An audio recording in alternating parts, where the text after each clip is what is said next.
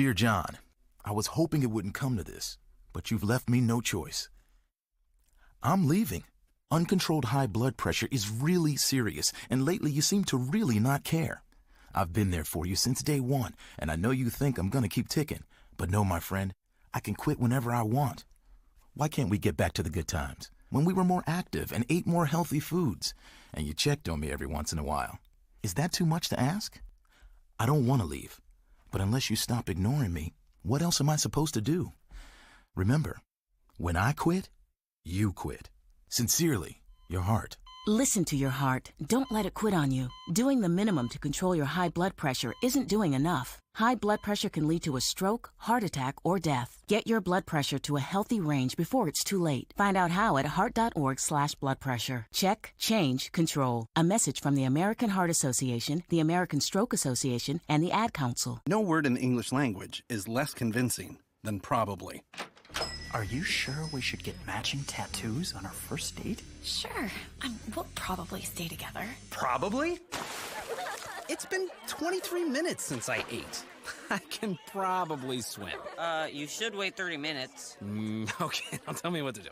Cannonball! Cramp! Oh, I have a cramp. I can probably hit the green from here. Probably. Can I get a mulligan? Ready to go? Hey, are you sure you're okay to drive?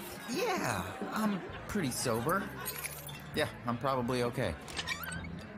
Probably okay isn't okay, especially when it comes to drinking and driving. If you're drinking, call a cab, a car, or a friend. Buzzed driving is drunk driving. A message brought to you by NHTSA and the Ad Council. Psst. Yeah, it's me, your heart. Listen to me. We've got to talk. High blood pressure is serious, and yours?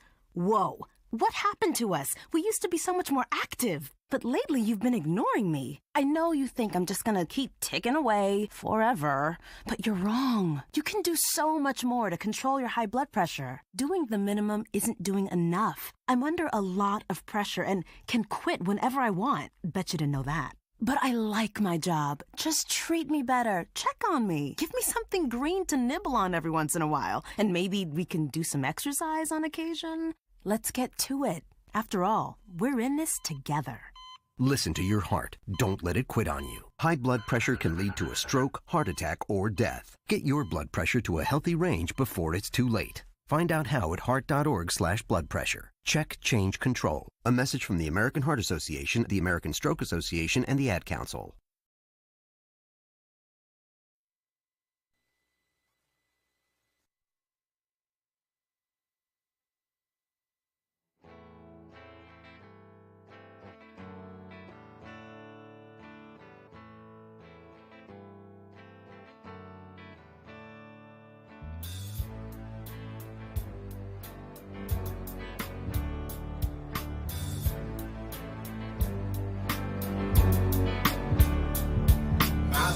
Memories are pulling me away to a time that is past and gone away.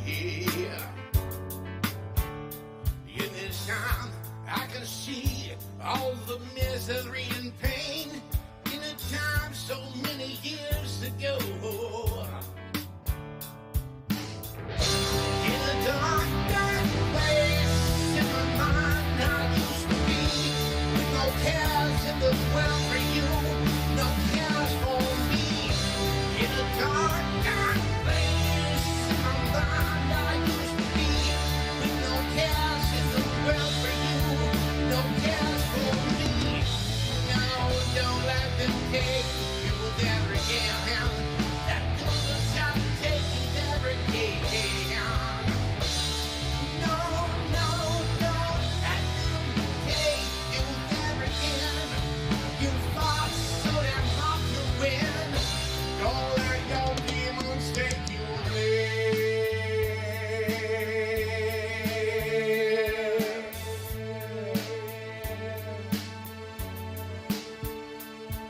We've come a long way in the days gone by. Just believe in yourself and indulge in the pride. Don't let them come again in all that you've become.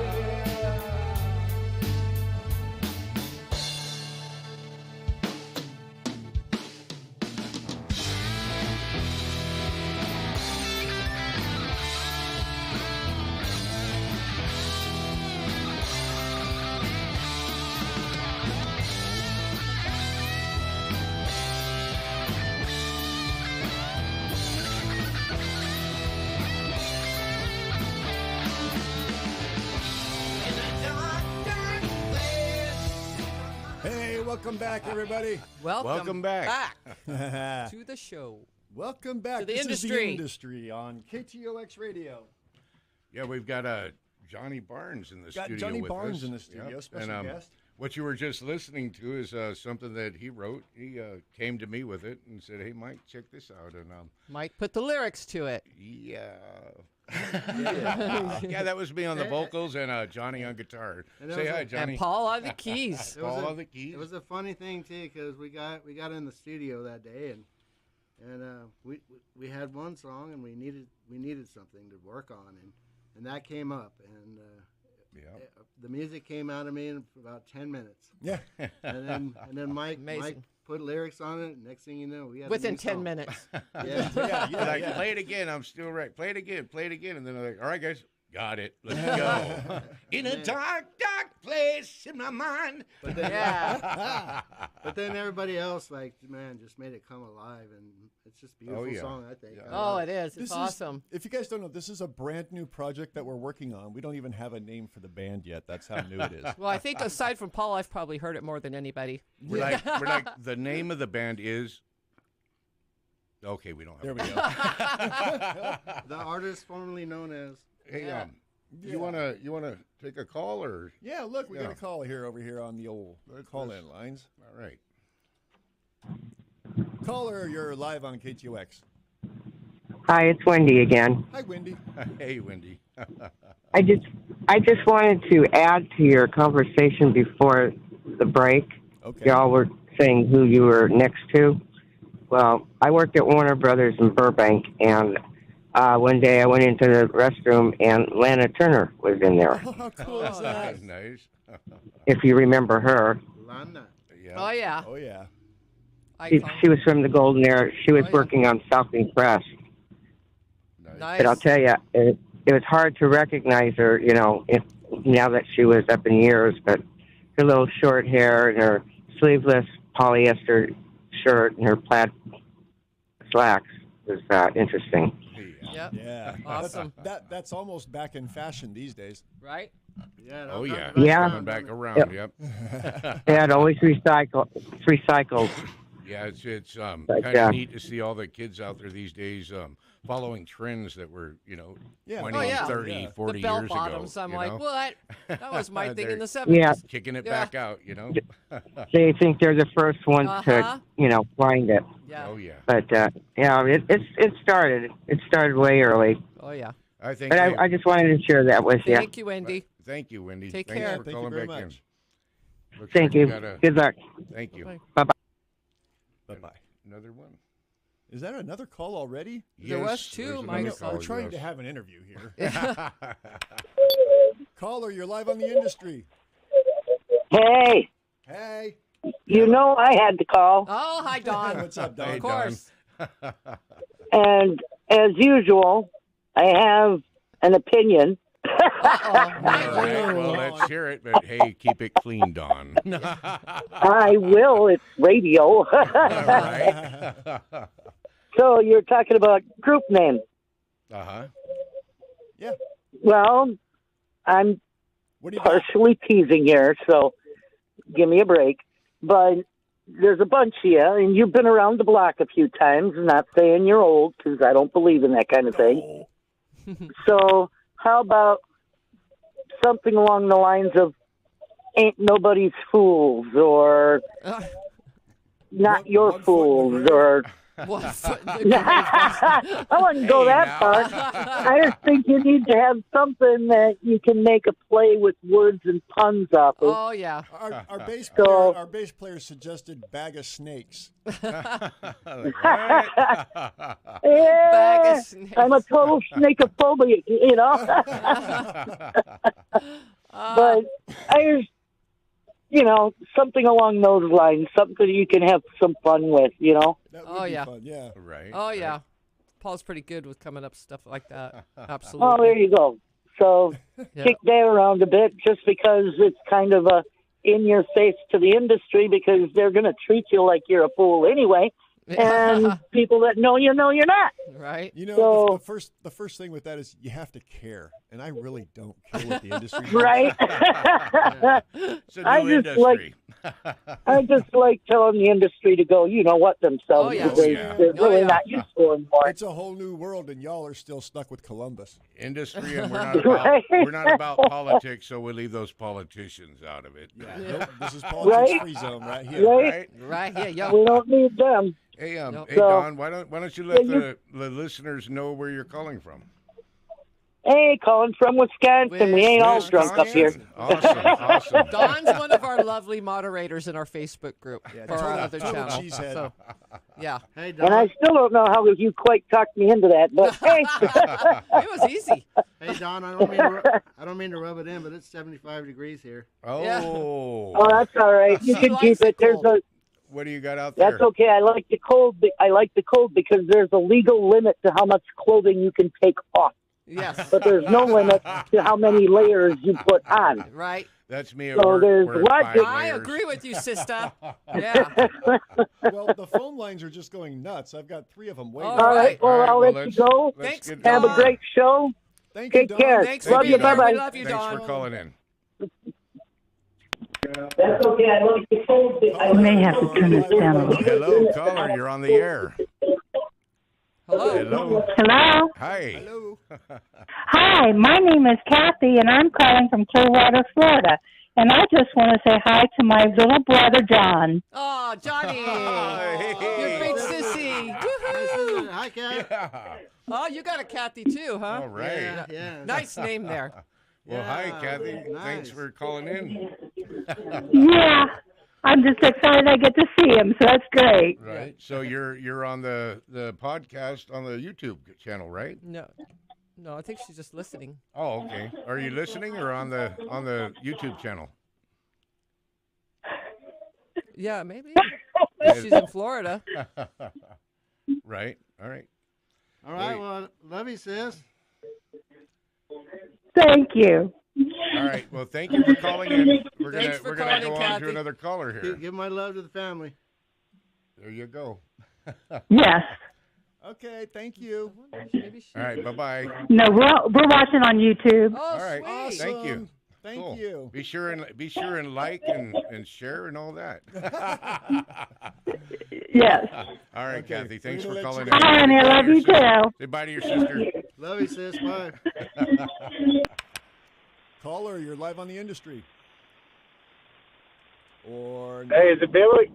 no, Billy's gone, man. That was last hour. Billy's not here. No, this is Billy. Oh, he hey, ain't. hey, Billy, Oh, what's this up? is Billy. Oh, no wonder it sounds like Billy. Right? I was like, wow, that's a Yeah, good exactly, impression, right? Uh-huh. What's up? No, I know Paul and Kathy, and I just met the rescue Right?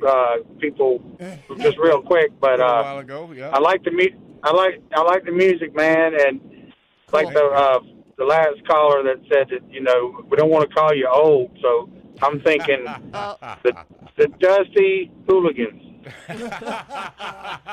There you go. He did just meet us. We won't call you old. We'll call you Dusty. Dusty. Dusty, I like that. Yeah. But better I better prefer than dirty. vintage. Yeah. Right? The vintage dudes. Yep. All right, y'all. Have a good show. All I right, just wanted to thank call you. in. Thanks for calling in.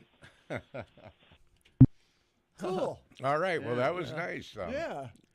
First hour, we've Yeah, already got we got a several good variety of calls, people and calling That was in. kind Yeah, of that was neat nice. to hear from your sister. Yeah, there, man. huh? That's unexpected. And Don, one of our regulars, and Billy, co-host of the prior Oh, show. man, I tell you. Yay. All right. Well, we're back to this gentleman here, Mr. Johnny Barnes.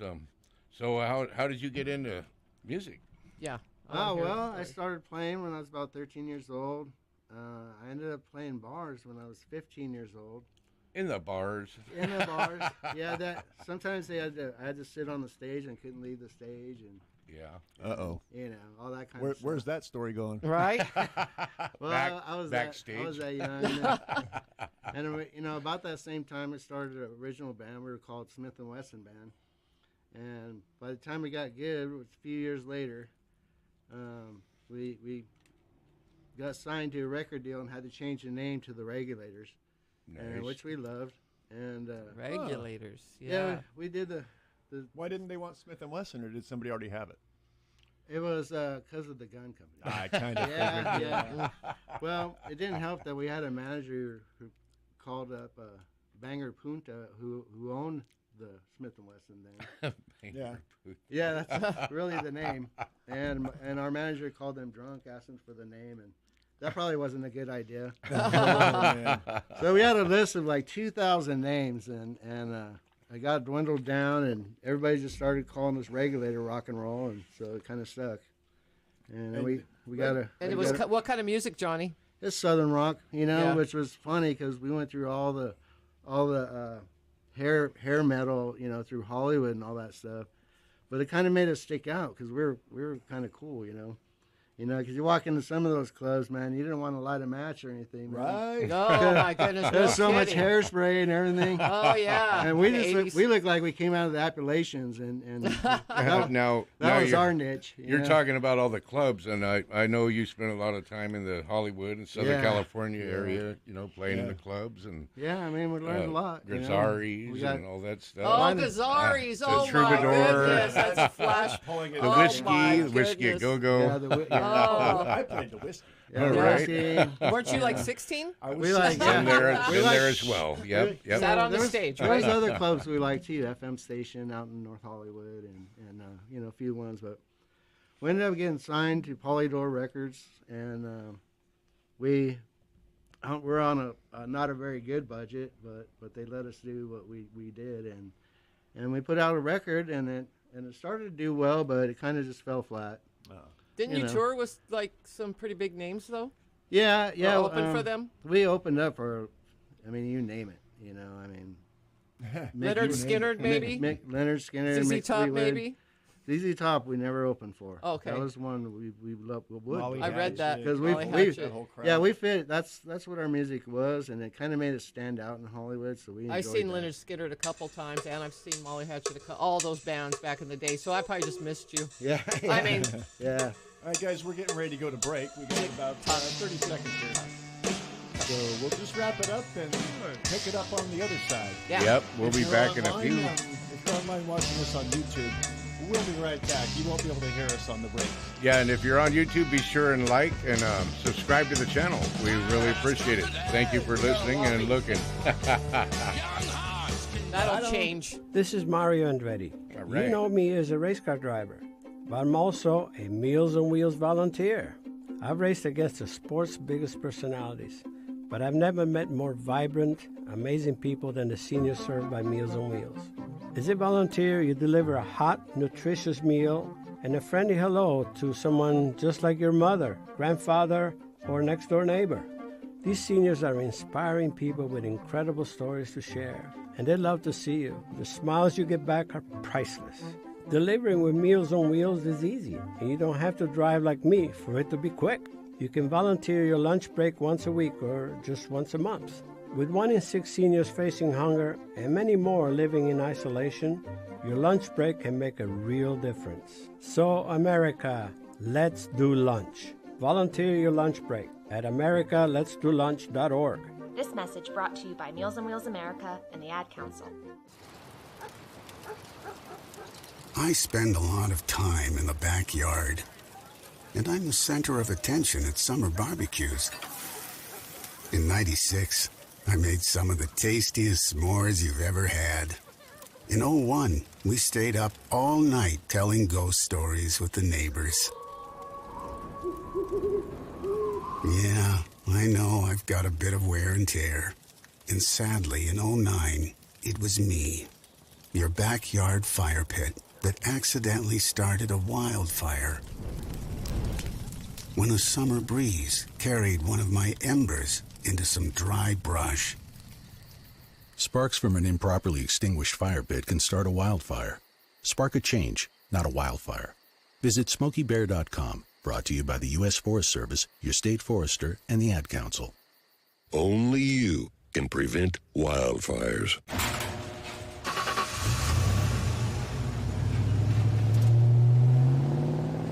I spend a lot of time in the garage, but even more time in the rain, sleet, and mud.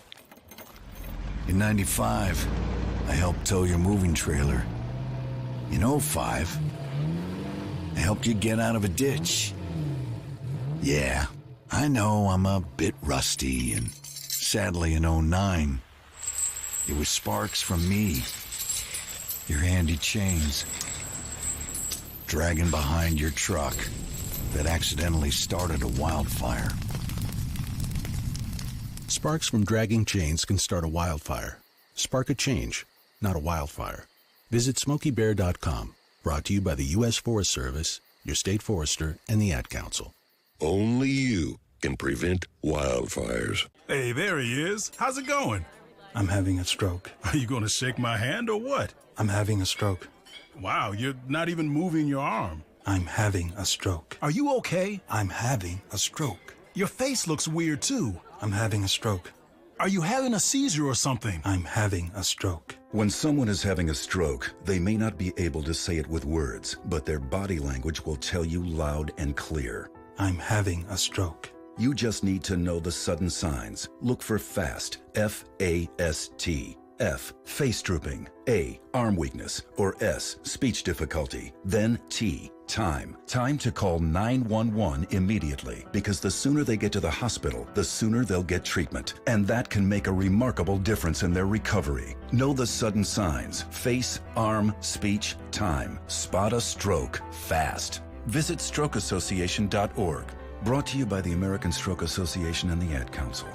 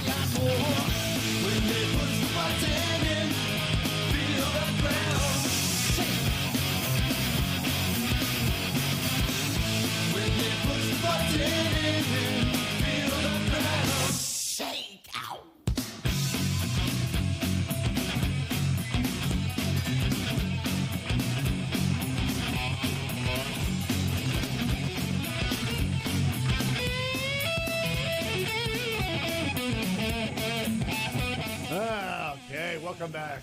Oh, there you have it. Welcome back. Welcome back. Welcome, welcome.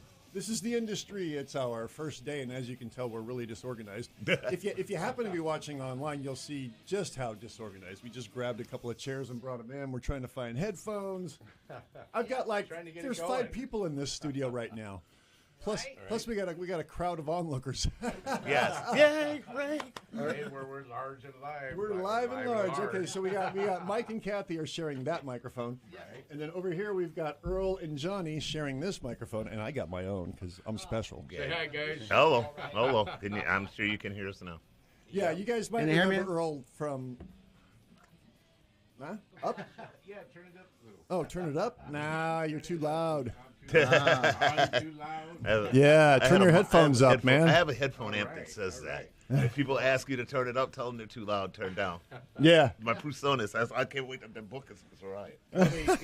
Before we went to break, we were talking to Johnny about his life in the industry and how he got into it. And now we have Mr. Earl Irving here, and we're going to get into him, but we're going to finish up with Johnny. I have a quick question for Yeah, Johnny there was a from the question. YouTube channel. Callie was wondering how the headliners treated you when you opened up for them. Most of the time they were nice. Yeah. But if anybody that's been on the road, if you're the opener, you get half the lights and half the sound. Yeah. Yeah, right. So you really gotta put your best thing forward and just try real hard to have high energy and get it going. Wow. We did pretty well on the road, and there was also times where we played for hardly anybody. These off little clubs. I'm sure Earl knows all about that. Yeah, I know all about that.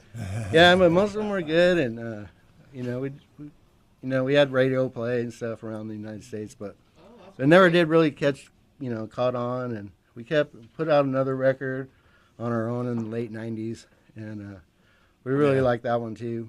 But we played Sturgis a bunch of times and opened up for Skinner. Oh wow! We got to do a lot of things that a lot of bands didn't get to. So I feel blessed. I got invited to do sound at Sturgis a couple of times, but never made the journey. Yeah. No, that's a trip for sure. Yeah, and it's definitely an adventure. To say the least. I've been invited to be ambassador at Sturgis. Really? Wow. Nice. Now that's something. Yeah. Is that it? Yeah, But I've been out that way quite a bit. Spearfish, one of the sets of people who booked my band. Yeah, I don't think this is are out of that It's area. on. So Okay. I like going out there when there's no rally. It wasn't. When it's beautiful and there's no people. Oh, yeah. Yeah. You go out there for the rally, forget about it. You can't move. Yeah. And that's coming from a biker. Yeah. Better? Yeah, I drove by it one time. Well, I flew over it one time too, but I didn't even know it was there. So Yeah. Yeah, the first night we were there, my bass player made a big old drink, and he had it in a cup and everything. Went rocking around downtown, right? Here comes the cops, right? They smelt it, took him right to jail. Oh, really? And this is what they do there during that week. They'll let you get, if you don't have the money to bail yourself out right then, they'll actually drive you from your cell to Western Union so you could have somebody Western how Union. convenient. Yeah. Right? That's awfully nice. That's very thoughtful of them. Yeah, I mean, it's really a friend of mine's back in the day when we were I was in the club thing. It's like, you go there on vacation, you leave on probation. Yeah. We got what was that, Mike? Go ahead. Well, I was going to say, do we got anybody out there that wants to call in and ask? Yeah, no callers right now. Johnny, Lines are open, guys, if you want to. All right, do we got numbers? I don't know. Do you got numbers, Mike? No. I'll tell the story while you get the numbers. All right, you tell the story. KTOX. KTOX. 1340.com. Right. It's 92.9 FM, 1340 AM. And then we have the fix. This is new to me. We're trying to put this together. And he's using his best radio voice to do it. 928-788-0003. Oh, God. Or a good number. Or 760 something, I think. Yeah, right. There's That an ought to help. 866 number. I'm just waiting. Waiting. Somebody we know is quality radio. Somebody we know is 586-9134 is a toll-free number. All right. You Cool. use that from anywhere in Anywhere in the continental United States. Right. If you're hearing us out there in Radio Land. Yeah. No, I had a story. You were talking about half the lights, half the stage for the openers. Yeah. I went to a Bon Jovi concert once, and you can hate all you want. I had to pay to see Bon Jovi. I went to see Extreme.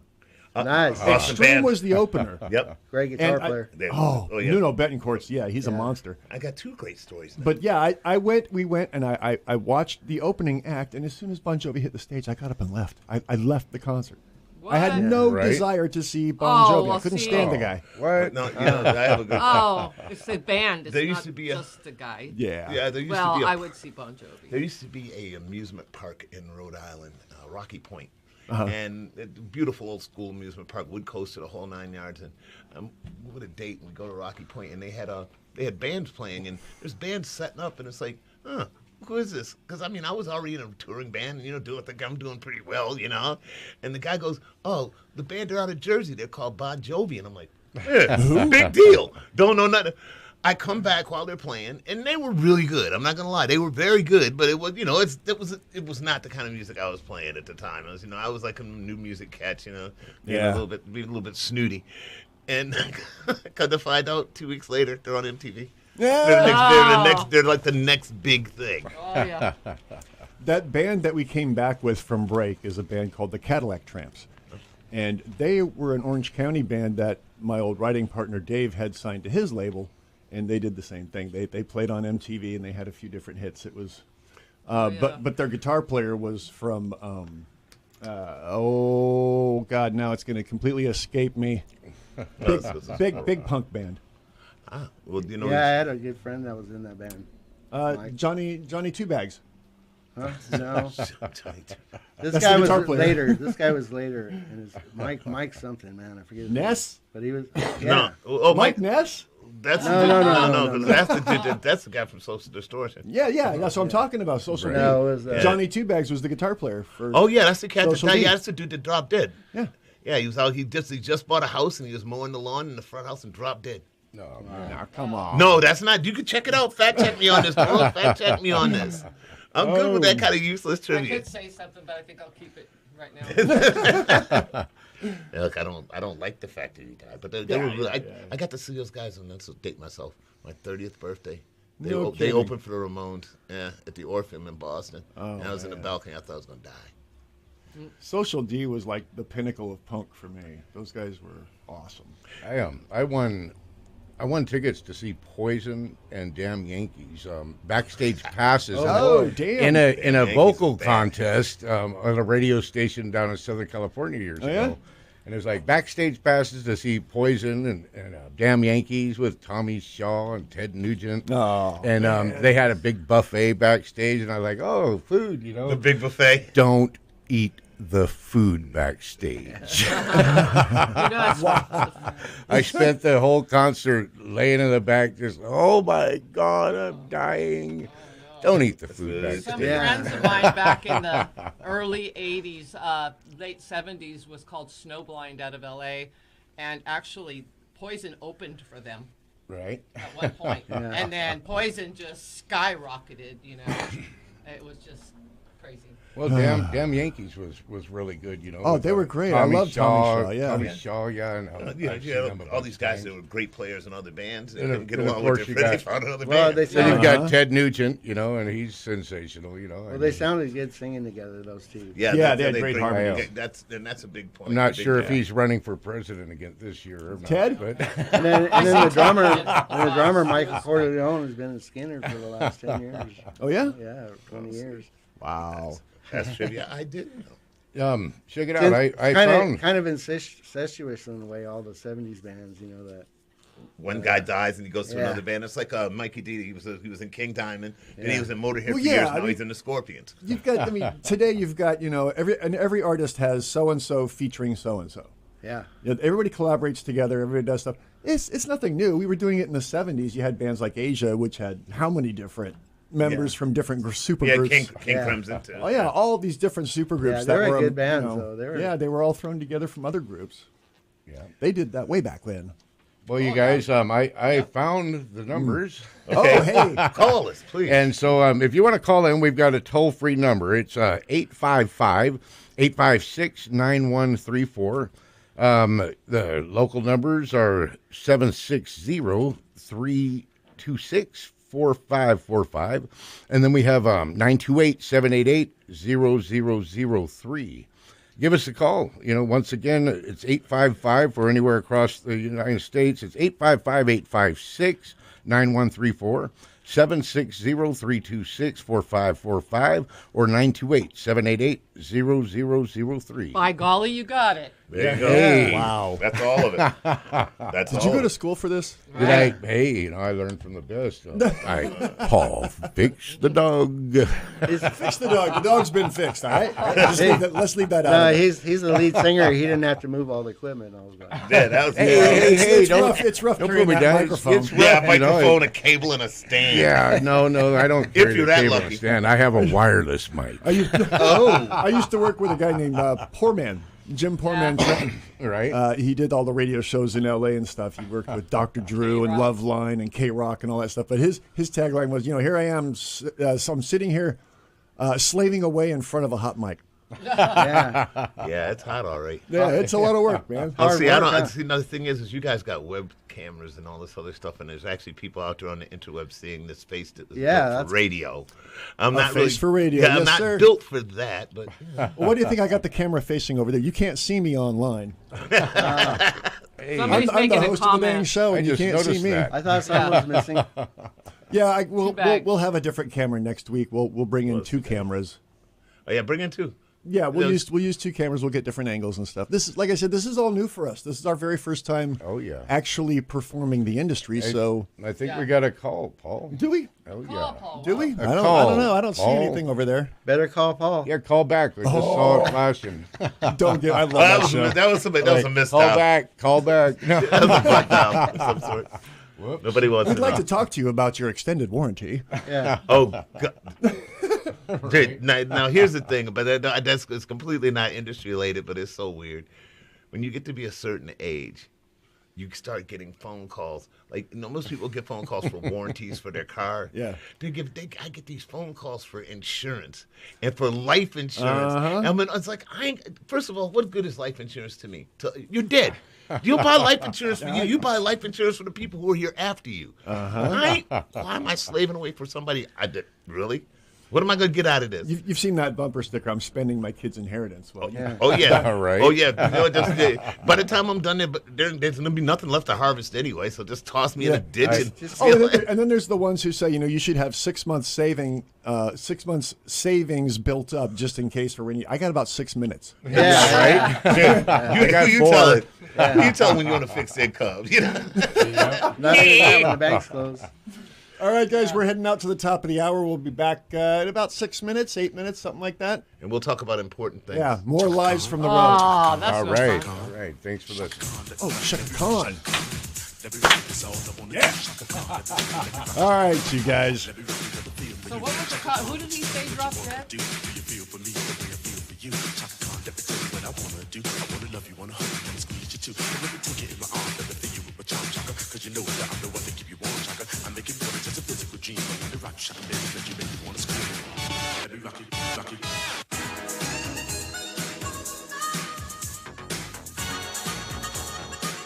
KTOX and K281CR Needles.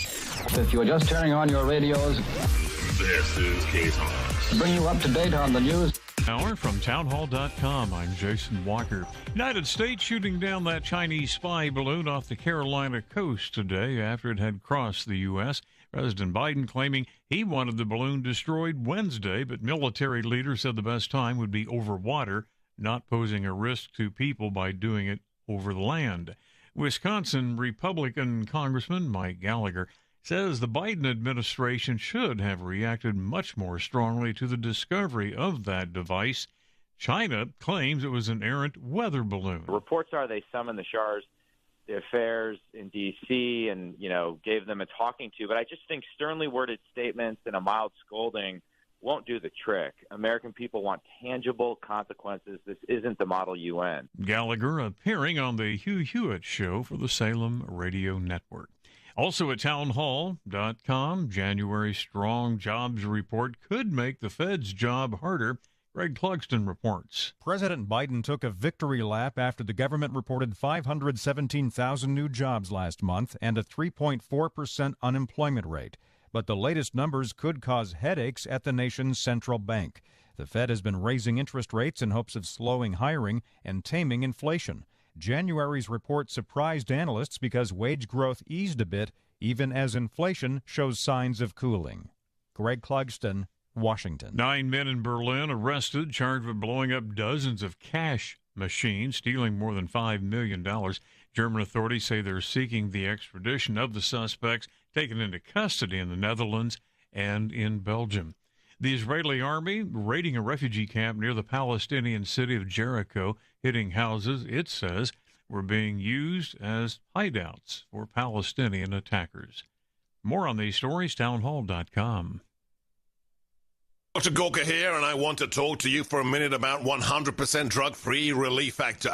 I've been taking Relief Factor for years now to help me deal with pain in my body. My wife takes it as well. The reason we tell everyone we know about it is simple. We found it really works to help our bodies fight off the inflammation that causes aches and pains. Whether it's the pain of injuries you've sustained or just the natural pains from the mileage over the years, Relief Factor can help. I've never looked back. Almost 70% of the more than 500,000 people who have tried Relief Factor end up ordering more. That's because it works for them the way it works for me. Isn't it time for you to get out of pain?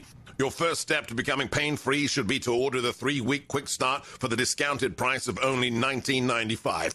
Go to relieffactor.com or call 800-4RELIEF to find out more about this offer. That's relieffactor.com or call 800-4RELIEF. Feel the difference. Swantees of Bullhead City has been a permanent source for Chrysler, Dodge, Jeep, and Ram vehicles since 1990. Swantees has the largest selection of new and used cars and trucks in the tri-state area. They have a knowledgeable parts department and an award-winning service department. Whether it's a Ram truck, a Jeep Wrangler, or a Dodge Charger, there's always great deals to be had at Swantees of Bullhead City at 2494 Highway 95. Stop in and see us. Welcome back, vacationers. There's finally inventory available in our real estate market. The time to buy that investment or vacation home is now. Hello, Chad Hansen here, founder and CEO of Mojave Mortgage. Don't wait. Interest rates are projected to climb, and the time to secure your home loan is now. Call 928-288-2691 or visit MojaveMortgages.com. Serving all of Arizona and both sides of the river. Mojave Mortgage. Tall on integrity, short on fees. Mojave Mortgage, NMLS 1830581. Route 66 Broadband has always provided the fastest and most reliable service in Mojave Valley, Golden Shores, Golden Valley, and Needles. Amazing speed and flexible data plans. Digital TV and phone service available too. In Needles, call 760-326-4190. In Mojave Valley, call 928-565-4190. Visit their website at route66broadband.com. And now for your local weather, brought to you by Route 66 Broadband. For today in the tri-state, we're looking at partly cloudy skies and windy conditions. Daytime highs will be in the mid-60s, and overnight lows will get down to the low 40s. Winds will be out of the north at 15 to 25 miles an hour with a small chance of rain. Today's sunrise is 6:38 a.m., and the sun will set at 5:05 p.m. For KTOX, I'm Paul Fix, and your local weather has been brought to you by Route 66 Broadband, the most reliable high-speed internet provider in the tri-state. This is KTOX.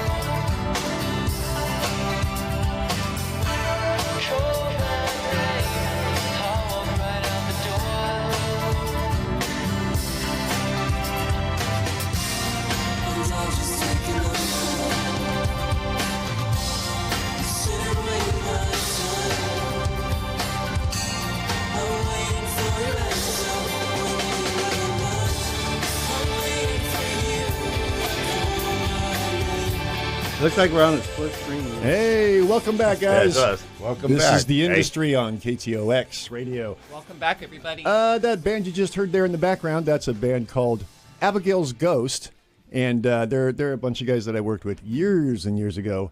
They're out of New Orleans. Yeah. And Nolans, excuse me. Nolan. And independent band. They produce and record and write their own material. They Kenneth is the bass player, and he met the guys at I forget which one of the recording schools, whether it was Berkeley or Full Sail. Or Full Sail, probably. Yeah. But now he's got a full studio with an SSL board and everything. I mean, it's just he blew up big time. Yeah, he's a huge recording engineer now in the New Orleans area. Wow. Nice. Well, you know what? Independent music is always going to be there. I think we touched on this last time we were here about how tough it is for independent bands to get their music out there for other people to be able to actually see and hear what they got going on. You know, it's right? Yeah. I mean, the social media is it's great. You can get it out there, but it's really tough to pay. If you only got a couple hundred followers, you don't have to really find those couple hundred followers to have another couple hundred followers to have another couple hundred. Make it snowball, but it's tough to do. It's no matter what, you're getting screwed, because in the old days with the music industry, if you didn't have a way to get past the gatekeeper to these labels and stuff, there was no way your music was going to get heard. Right, exactly. And even then, if you got your tape into the executive who listens to that stuff, they had a stack of tapes. Yeah, they had hundreds of them. They went in the can. They never even listened. Well, I'd like to add in. On the opposite end of that is now with the independent music industry online, you have an ocean of artists to choose from, and trying to find something in that ocean is a needle in a haystack. Exactly. It's the same dilemma. Yeah, and it's like when you're listening to satellite radio like XM and that sort of thing, you find a certain genre, and all you hear is that genre, and even the new stuff. Because they do have a couple stations that supposedly are new music stations, but you know what? No, they're still not hitting hard with the independent artists. No, not at all. And that's part of our goal with this show. Yes, is to be able to bring independent artists in, get them on air, showcase them, get it Their going, talent, so they can get on air, play, come in, sit down, and talk about what they played. So we're doing this because we think at this point in time in the tri-state area, entertainment is growing. Yeah, we're getting a lot of new musicians and new artists, and there's a whole influx going on here with the entertainment industry. They're starting to do film out here. Paul, I have to say this, because we were just speaking about this too. It's like people, I don't think they actually understand our location. If they knew where we were, you know what I mean? If they knew where we were in the depths, in the desert, no, but we're in the desert. When they say we are in the desert, but there's a great, vast group of great musicians out here, young ones, and again, as I said before, older guys, a lot of guys who, spent their lives building the family and all of that, but now they're retired, they stacked that dough, and they got, now they're ready to play, and there's some great guys out here. I mean, I don't want to blow horns, but I can name a few cats out here that they just blow you away when they get up and play their guitar. I think what he means by in the desert is, 100 to 200 miles from anything. Well, no, come anything on. that is. Well, no, we got Kingman civilization. We got Kingman up the road. We got Habas. Exactly. Right. The best thing about our location, is it's a stopover. It's a waypoint. Yeah. When you're coming from Phoenix to L.A., you have to come through here. Yeah. A lot of musicians, a lot of bands and stuff, they'll pick up a gig in Laughlin or something as a holdover. Yeah. And we got a call. Hey, thanks, Mike. That's what's happening. This is a layover spot, so it deserves some kind of an entertainment online presence. Absolutely. Let's take this call. Caller, you're live on The Industry. Hey, it's just me again, because I got a question for y'all. Anyone that can answer. You know. Yeah, I know.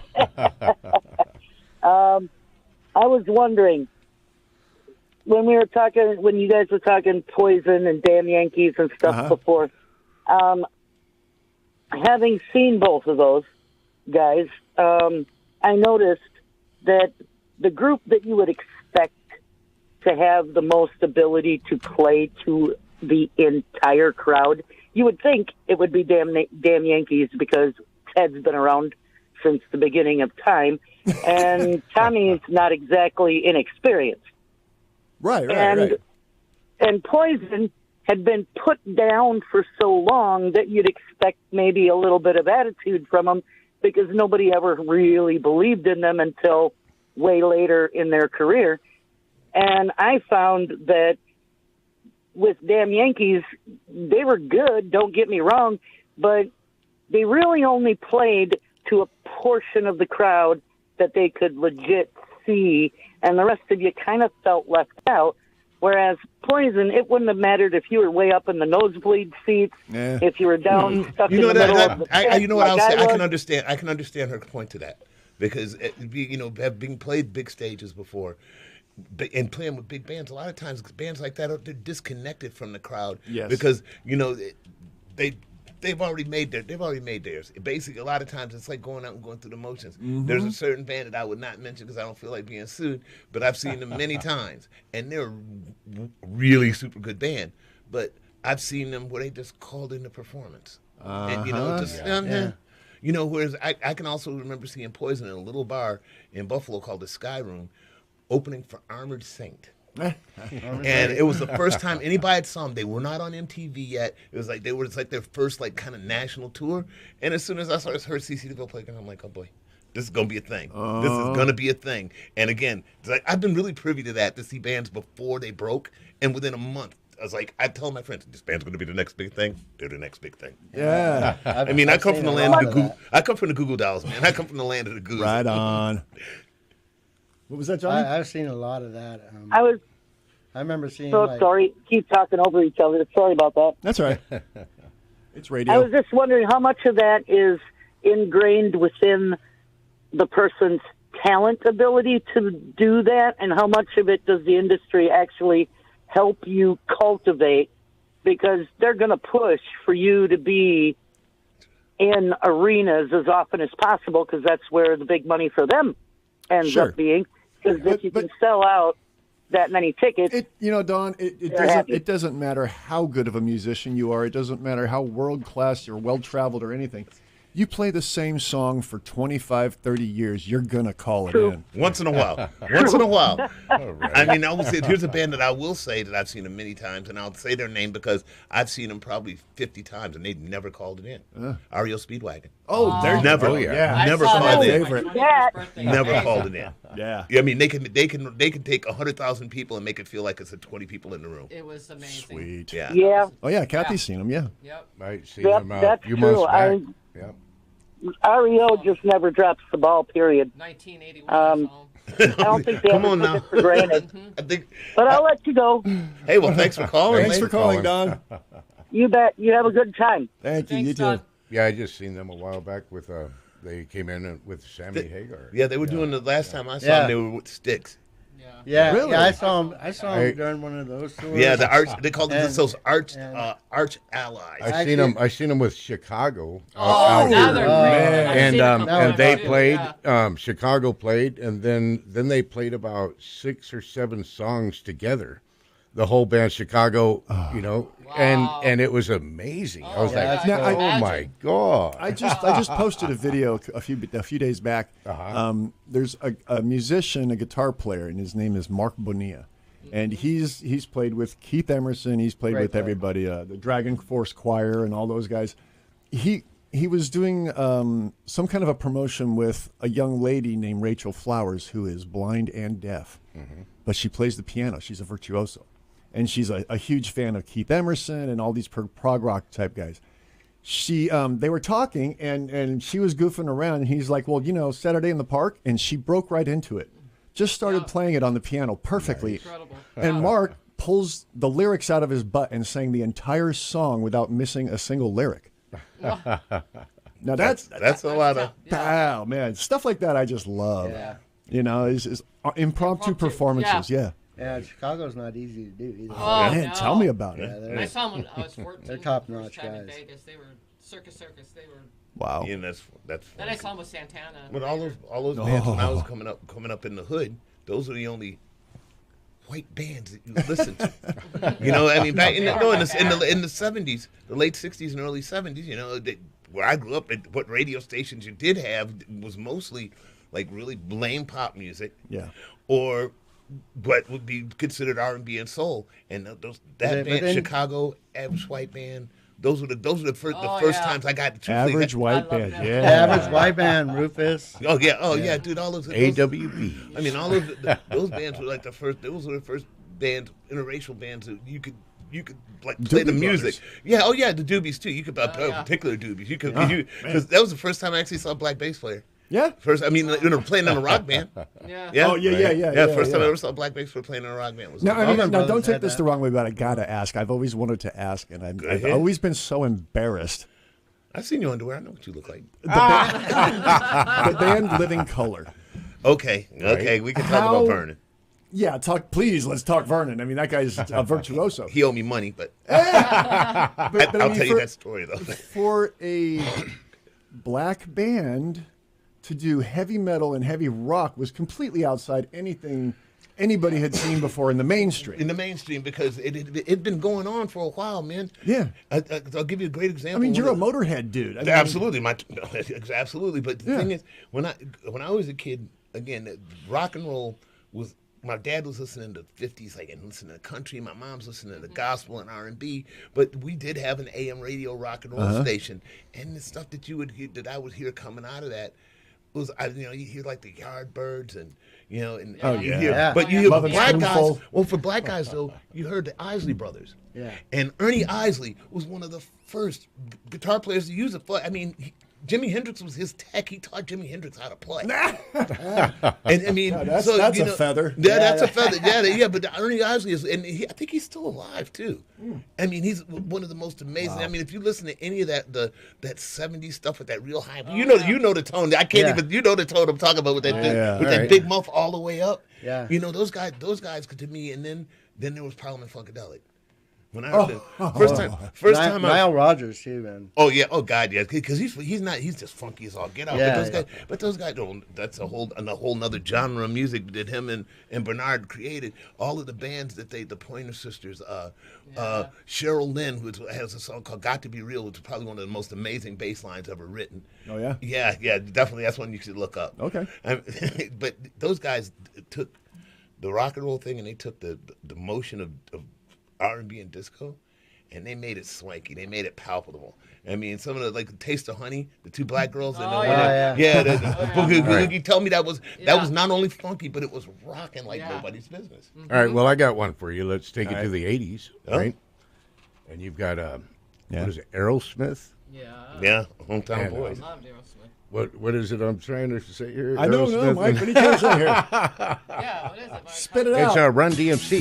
Aerosmith and Run DMC. Yeah. Oh, yeah. That went kind of crazy. Yeah, definitely not Donna Summer. Right? Hey, look. Okay, we can talk Giorgio. You know what though? We can talk about Donna Summer, Giorgio Moroder. I mean, another pioneer in the business. And he was great at this. I'm not even sure why that's playing yet. I don't know. It lights us. Her ghost is dancing around. She likes me back there.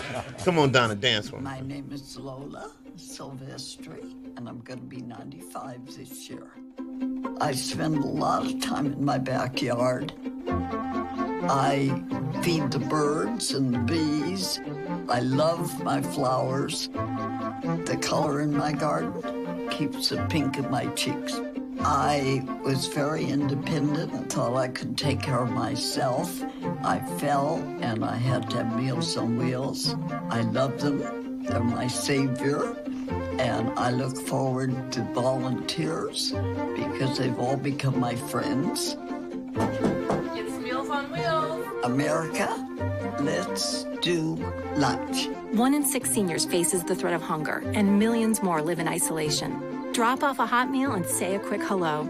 Volunteer for Meals on Wheels by donating your lunch break at americaletsdolunch.org. This message brought to you by Meals on Wheels America and the Ad Council.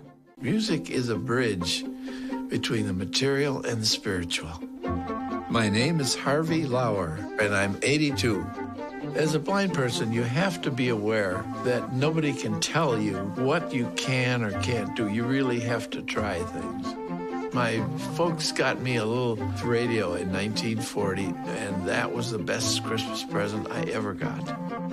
When I was 11 years old is when I started to play music, play the piano, and then the accordion, and then the cello. My wife, who was also blind, was a good cook. When she died, that's when I started Meals on Wheels. America, let's do lunch.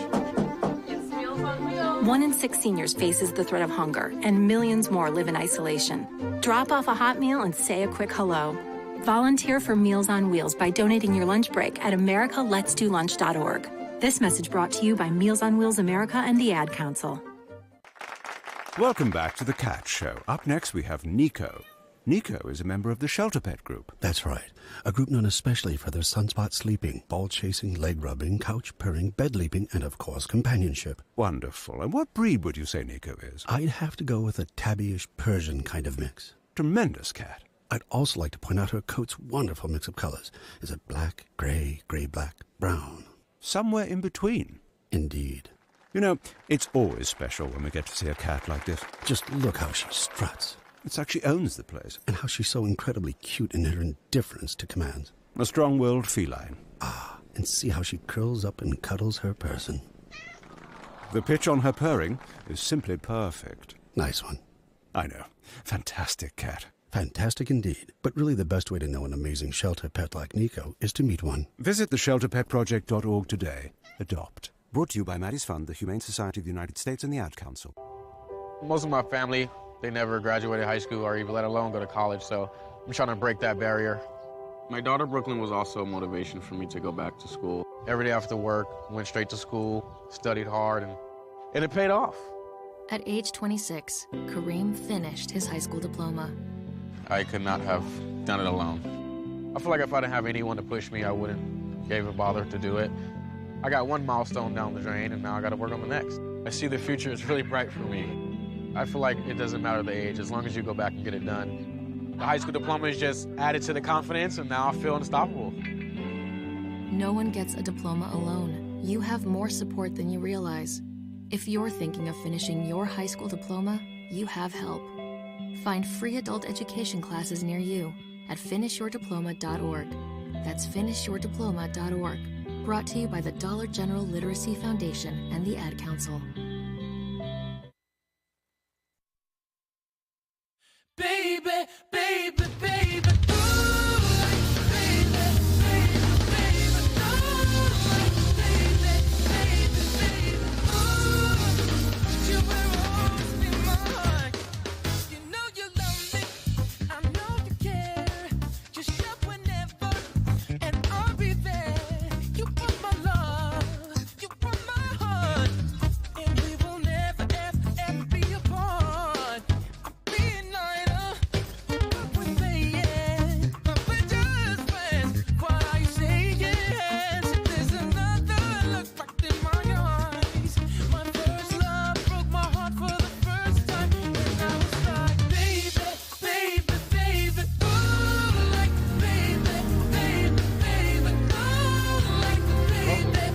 Hey, welcome back, guys. Welcome back.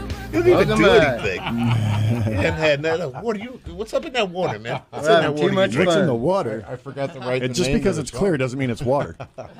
Oh. Yeah, those lyrics are to a song called Goodbye. Okay, goodbye. New song. We need new songs. Right? Yeah, speaking of which, yeah. We're here. I'm sitting with like the whole band except our drummer. Yeah, right. So let's talk music, guys. Let's talk what we're doing here. We're like I said, we just played our first song, the very first song we played that. Earl was sad top of the hour. He missed it. He said, "Are we going to play that again?" Oh, yeah, because I haven't heard this newest mix of things. For some reason, this audio jack that's running to the board has like issues. It's scratchy. I don't know what's going on, but we'll get through it. Well, I don't know what I don't know what y'all doing, but I know what I'm doing with this project. Right. What are you doing? I'm actually sitting down and enjoying taking somebody else's stuff and put my own stamp on it. Oh, there you go. Yeah. I mean, there's a lot. I mean, there's many ways to play bass. We are a band, so that is. You know, and I know you guys do a lot of copy songs, you know, and the bands that you tour with, the bands that you work with in clubs and bars and stuff like that. And this is totally different. This is all of our own influences, all of our own stuff, you know, our heart all and original. soul. And the original stuff we get to showcase ourselves. Yeah. And that's what makes it special is it's ours, you know. Yeah, it's ours. We wrote every this, one of us put our own into it. And the mix that we have here, the diversity, you know, in different Yeah, flavors, different trust styles, me, guys, I would is much so rather, awesome. I'd much rather hear Mike sing this stuff than Barry Manilow, which he now. does. But I write the songs. Oh, God, no. I've been alive forever. See, well, I guess you take that experience and turn it into. Yeah, let's do a metal version of that song. Barely man enough. Barely man Hey, Oh, you that know, is really when we odd. were talking earlier about the Poison and Damn Yankees winning the backstage passes in an a cappella vocal contest, I sang Barry Manilow. I write the songs a cappella, and the crowd went, "Wow, I won!" Wow, you won with that. I won doing Barry Manilow a cappella, no music or anything. You know, like, they were like, "Wow!" People's jaws dropped. Well, yeah, they were because they had the visual. They saw you up there on stage doing the I had the long the hair, crazy man you know, thing. and- Yeah. oh yeah, Just stalking the stage. Yeah. Well, they haven't seen me actually sing in a video, so they don't know how dramatic it is. Oh, I've been with you I've been with you on stage. I know how animated it gets. I push things out of the way so I have room. It's like, all right. Yeah, it's like watching Tenacious D mixed with Meatloaf. yeah, right on. Throw a little Angus in there too. Yeah, a little Angus. Yeah. Yeah, good stuff. So, good stuff. this project we're working on that we don't have a name for. Like I said, I've got it queued up here. We'll do the first song, but we're working right now. We keep talking about how there's all these things hidden out here. People come out here to hide and retire, and they don't want to. We got some hidden gems out here. Oh yeah, you know, there's like the stratosphere. There's the big people like Roy Thomas Baker, of course, living down in Havasu. Yeah, right. But then you've got places like Studio One. Yeah. Which is somehow we fell into this. Yeah. Johnny had worked with Dennis before. Yeah, shout out to Dennis. Yeah. Hey, Dennis. And he's right up here by the lake in Bullhead City. And let me tell you something, guys. Hidden gems are the best thing to find because this is literally a Hollywood level commercial grade $1 million studio we're talking about. Yeah. In his home. And you can't. It's He basically built his home around it. Yeah, he built his home around he the designed studio. it. He's an architect, and he built his home around the studio. It's just beautiful. Yeah, The it's home's all beautiful, state of the art. It's on top of a hill. It's just really nice. And we were there last week. A couple days ago, we were there. We were tracking drums for the first song, which you'll hear here in a second. But it looks like we're gonna maybe get a working relationship going and do some more projects over there, which would be great. Yeah. It's a great this guy. this is not a guy who's gonna let your average garage band in to take over the studio. No, we're talking. What he's actually, we had a little bit of a conversation. And what he's actually thinking of doing, what he'd like to be able to do, is to offer this room to bands who are serious about making a project. It's not like a vanity thing. It's like if you're serious about doing something, if you're looking to move up to the next level, right? Come out here and do something, and also being able to, which I'd love to see him do, is be able to market it to, A-level bands, because where we're at is so darn relaxing. You can come out here. You can come out here and 5 minutes be in the desert, right? Or in 10 minutes be at the casino. Uh-huh. You've got to me it's a destination. Forget the river. Oh, don't forget the river. It's right across the, Yes, right across the river. Yeah, so Colorado River.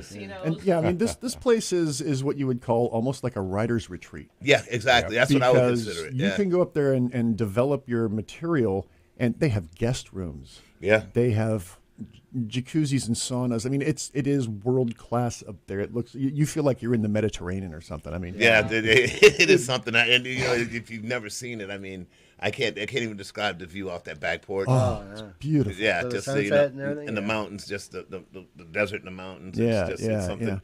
It makes you want to play music. It makes you want to work. And we've talked about different projects. I think another area that he might be interested in because of the cameras that he's got. I mean, he's got such a multimedia setup up there. like you guys have saw I've showed you the Martin Miller videos where it's a band in a studio and they do a live performance and they set it up online and it's a live show. Well, It's a live concert. I did that with That's you. what we want to do. 2 years ago, Right? We Two did years that 2 years ago yeah. in your old place. We my touring band came out here and we needed a place to rehearse. And at his old place, they had it all set up with I don't know how many cameras you had guys had running, but you had a few. And Yeah, I think it was 6 or 7. yeah, and live streamed it. It was really cool. Somewhere out there, it is somewhere in the world out here in the Ethernet somewhere, the internet. Yeah, I'll have to. I think I've actually got it on my page. I'll have to check for that. Yeah, check for that. And share that one again because that was a good show. That was fun. Yeah, and by the way, we might as well mention next week's guest. Yes, please. And next week's guest will be my touring partner, Joey Leone, who is a world-class guitar player and all-around blues music historian. Yeah, he's a blues historian. Yeah. But he's also a music historian too. He knows everything about everything. When And it comes a nice guy. And a very nice guy. Yeah, and a lot also of fun to talk to. And also, he's in Supertramp too. yeah, he's a super. Oh God, don't say that. He might hit you. Yeah, because he's a tough guy too. He's also in the Grand Theft Auto game series. Right? Yeah. The younger generations will know him from GTA. Yeah, GTA 3, I think it was. Yeah, it was 3. Yeah. He's a crime boss. Which is still a really cool game to play. Yeah, especially if you want to be a hoodlum and not go to jail. Free will with no consequence. Oh no. Oh no. You want to put the numbers out there before you play this, or do we have time? No, I think I'll let you do it. We got a few minutes here. All right. Go ahead and put the numbers out. If you guys want to give a call, maybe after you listen to the song, give us some input. We've got toll free is 855-856-9134. Then we have 760-326-4545 and 928-788-0003. Be sure and give us a call. We'd love to hear from you. Please. Yep. Yeah, okay, we'll be right back after this.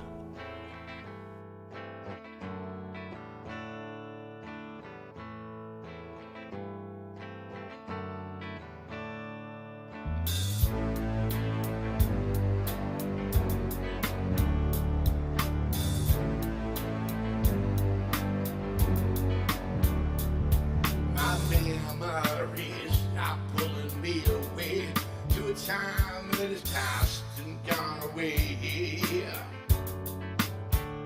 In this time, I can see all the misery and pain in a time so many years ago.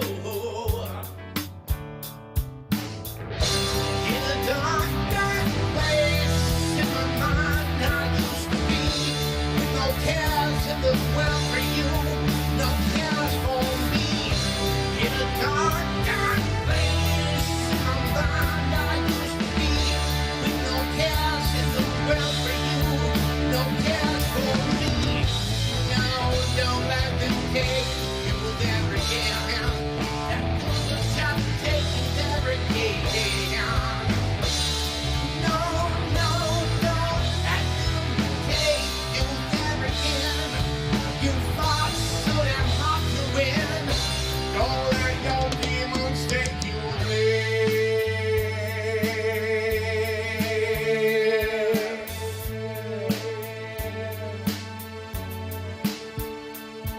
We've come a long way in the days gone by. Just believe in yourself and indulge in the pride. Don't let them come again in all that you've become. You've got to stand up in your fight.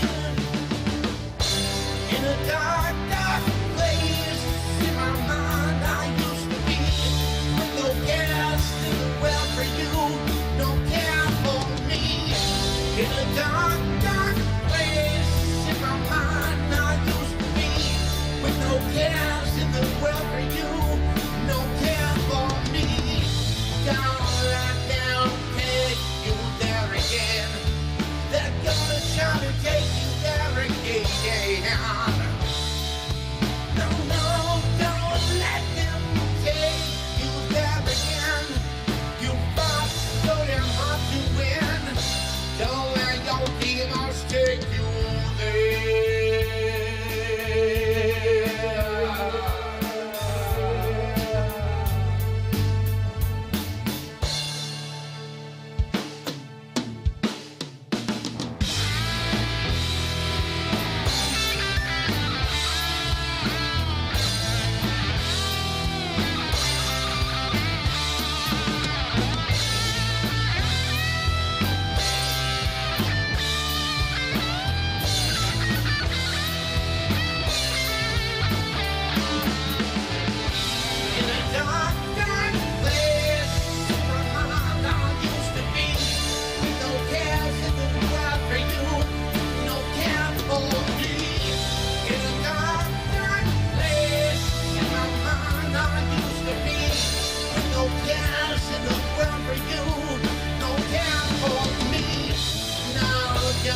them take you there again.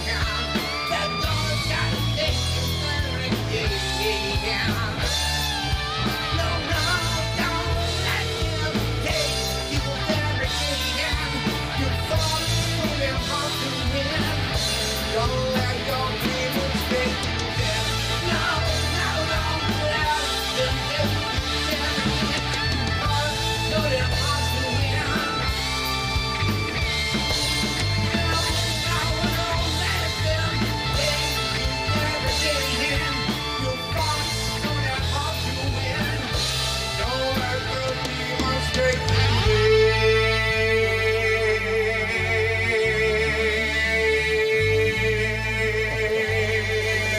Whoa. Yeah, All nice. right. Yeah. All right. What about that mix, Earl? What do you think? That's good. It's good. It's good. It's good. It's good. I'm just thinking. I was actually thinking on to the next song. Yeah. Right? Write something happy now. Something happy. You know? Well, that was kind of happy, you Yeah, know. Johnny- Well, it's uplifting got a because it's trying to solid tell you message. something. Yeah. That's Yes. right. It's got a very it's, solid Got message. a message. Well, I think that's one of the things that attracts me to do with you guys because it is a really positive unit. Ain't nobody, nobody here is writing, negative music. Yeah. You no, know, no, and no. if there's something negative to be said, it's usually something negative to be said about something negative. Yeah. we You don't know do that we negative. need to know that that's a negative thing. One So time negative will turn on the news. Right? yeah, right. Yeah. Word. We'll be on the news, and today they wrote Yeah, right. negativity. Johnny's got another song. We tracked just the guitar part. Yeah. It's a drinking song. Okay, So- sounds yeah. good. When am I drinking to it? Yeah, that's a good one. Mike really does well on that team, man. Yeah. All right. Mike's, well, Mike's Yeah, a- that's Mike's a next rock on the star. plate. Okay. These guys are rock stars. I'm telling you. We just roll down the hill. That's all. This is such a bummer because I wish Steve was here today too. Our Yeah, I drummer. know. Yeah. Shout out Stevie D. Stevie Shout D. out to Stevie D. Yeah, he's over there parking cars at the river. The greatest job in the world. Yeah. If you're a motorhead, that's got to be the greatest job in the world is to get in somebody else's car, whip it around a corner, burn up like $80 to $100 worth of rubber, and park it. Oh yeah, like Ferris Bueller style. Oh Yeah, just with the Cobra. yeah, dude. That's it's like. Thank you, sir. You're very. Okay. All right. That's about how that rolls. Hey, it's telling us it's that time again, huh? It's that time, guys. We'll be back in a few minutes. Yep. We get carried away. Oh, is that a bass?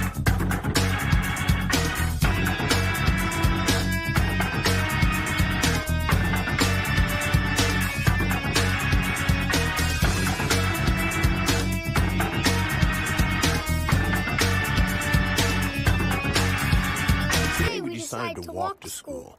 At the corner, we waited to cross the street. The stoplight counted down. 15, 14. 31?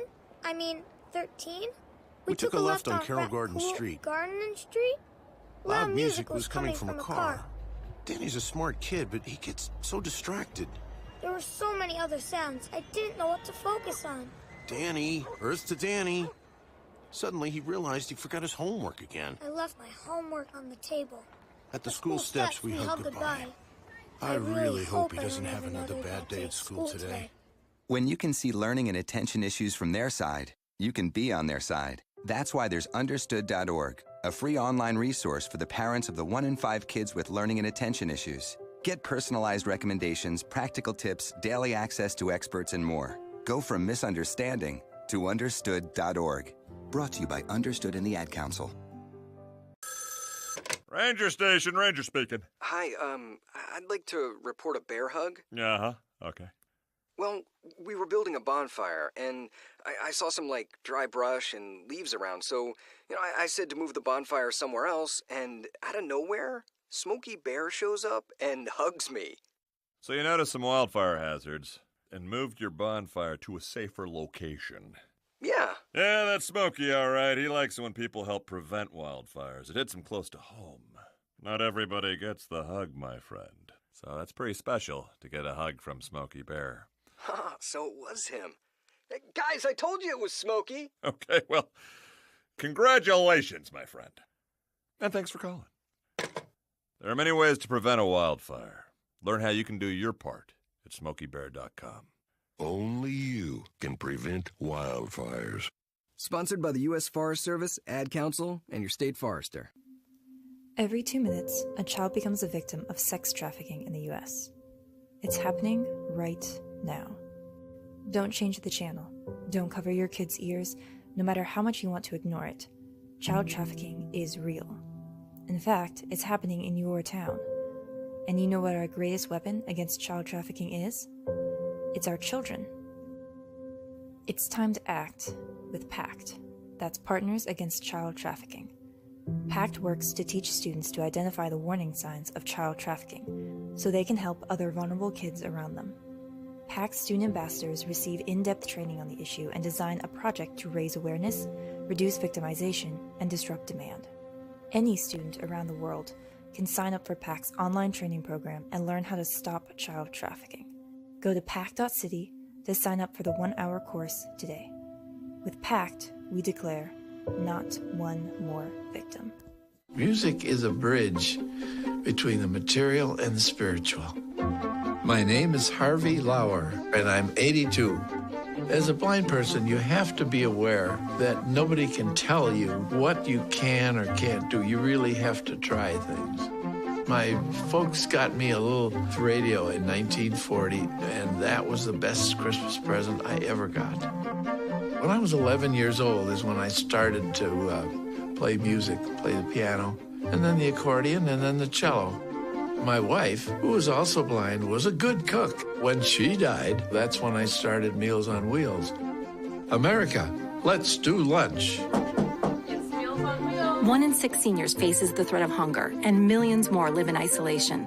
Drop off a hot meal and say a quick hello. Volunteer for Meals on Wheels by donating your lunch break at americaletsdolunch.org. This message brought to you by Meals on Wheels America and the Ad Council.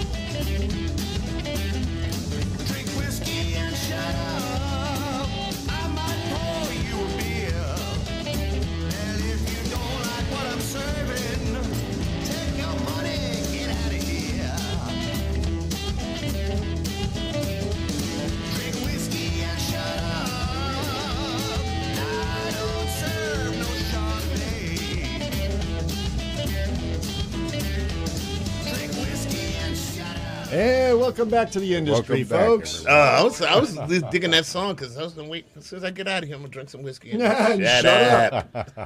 Shut up. Ain't serving no Chardonnay. That was Brian Setzer. I thought so. Paul met them. You've met them before. Oh yeah, I used to hang out on the patio. Yeah. I worked for a gentleman, and his daughter was married to the bass player. Lee Rocker. Lee Rocker. Lee Rocker, yeah. He played the upright, upright bass, yeah. So yeah, him and Brian, they used to come over and they would sit on the patio at night and just drink beer and smoke weed and tell stories. And I just sat there and listened to them. It was awesome.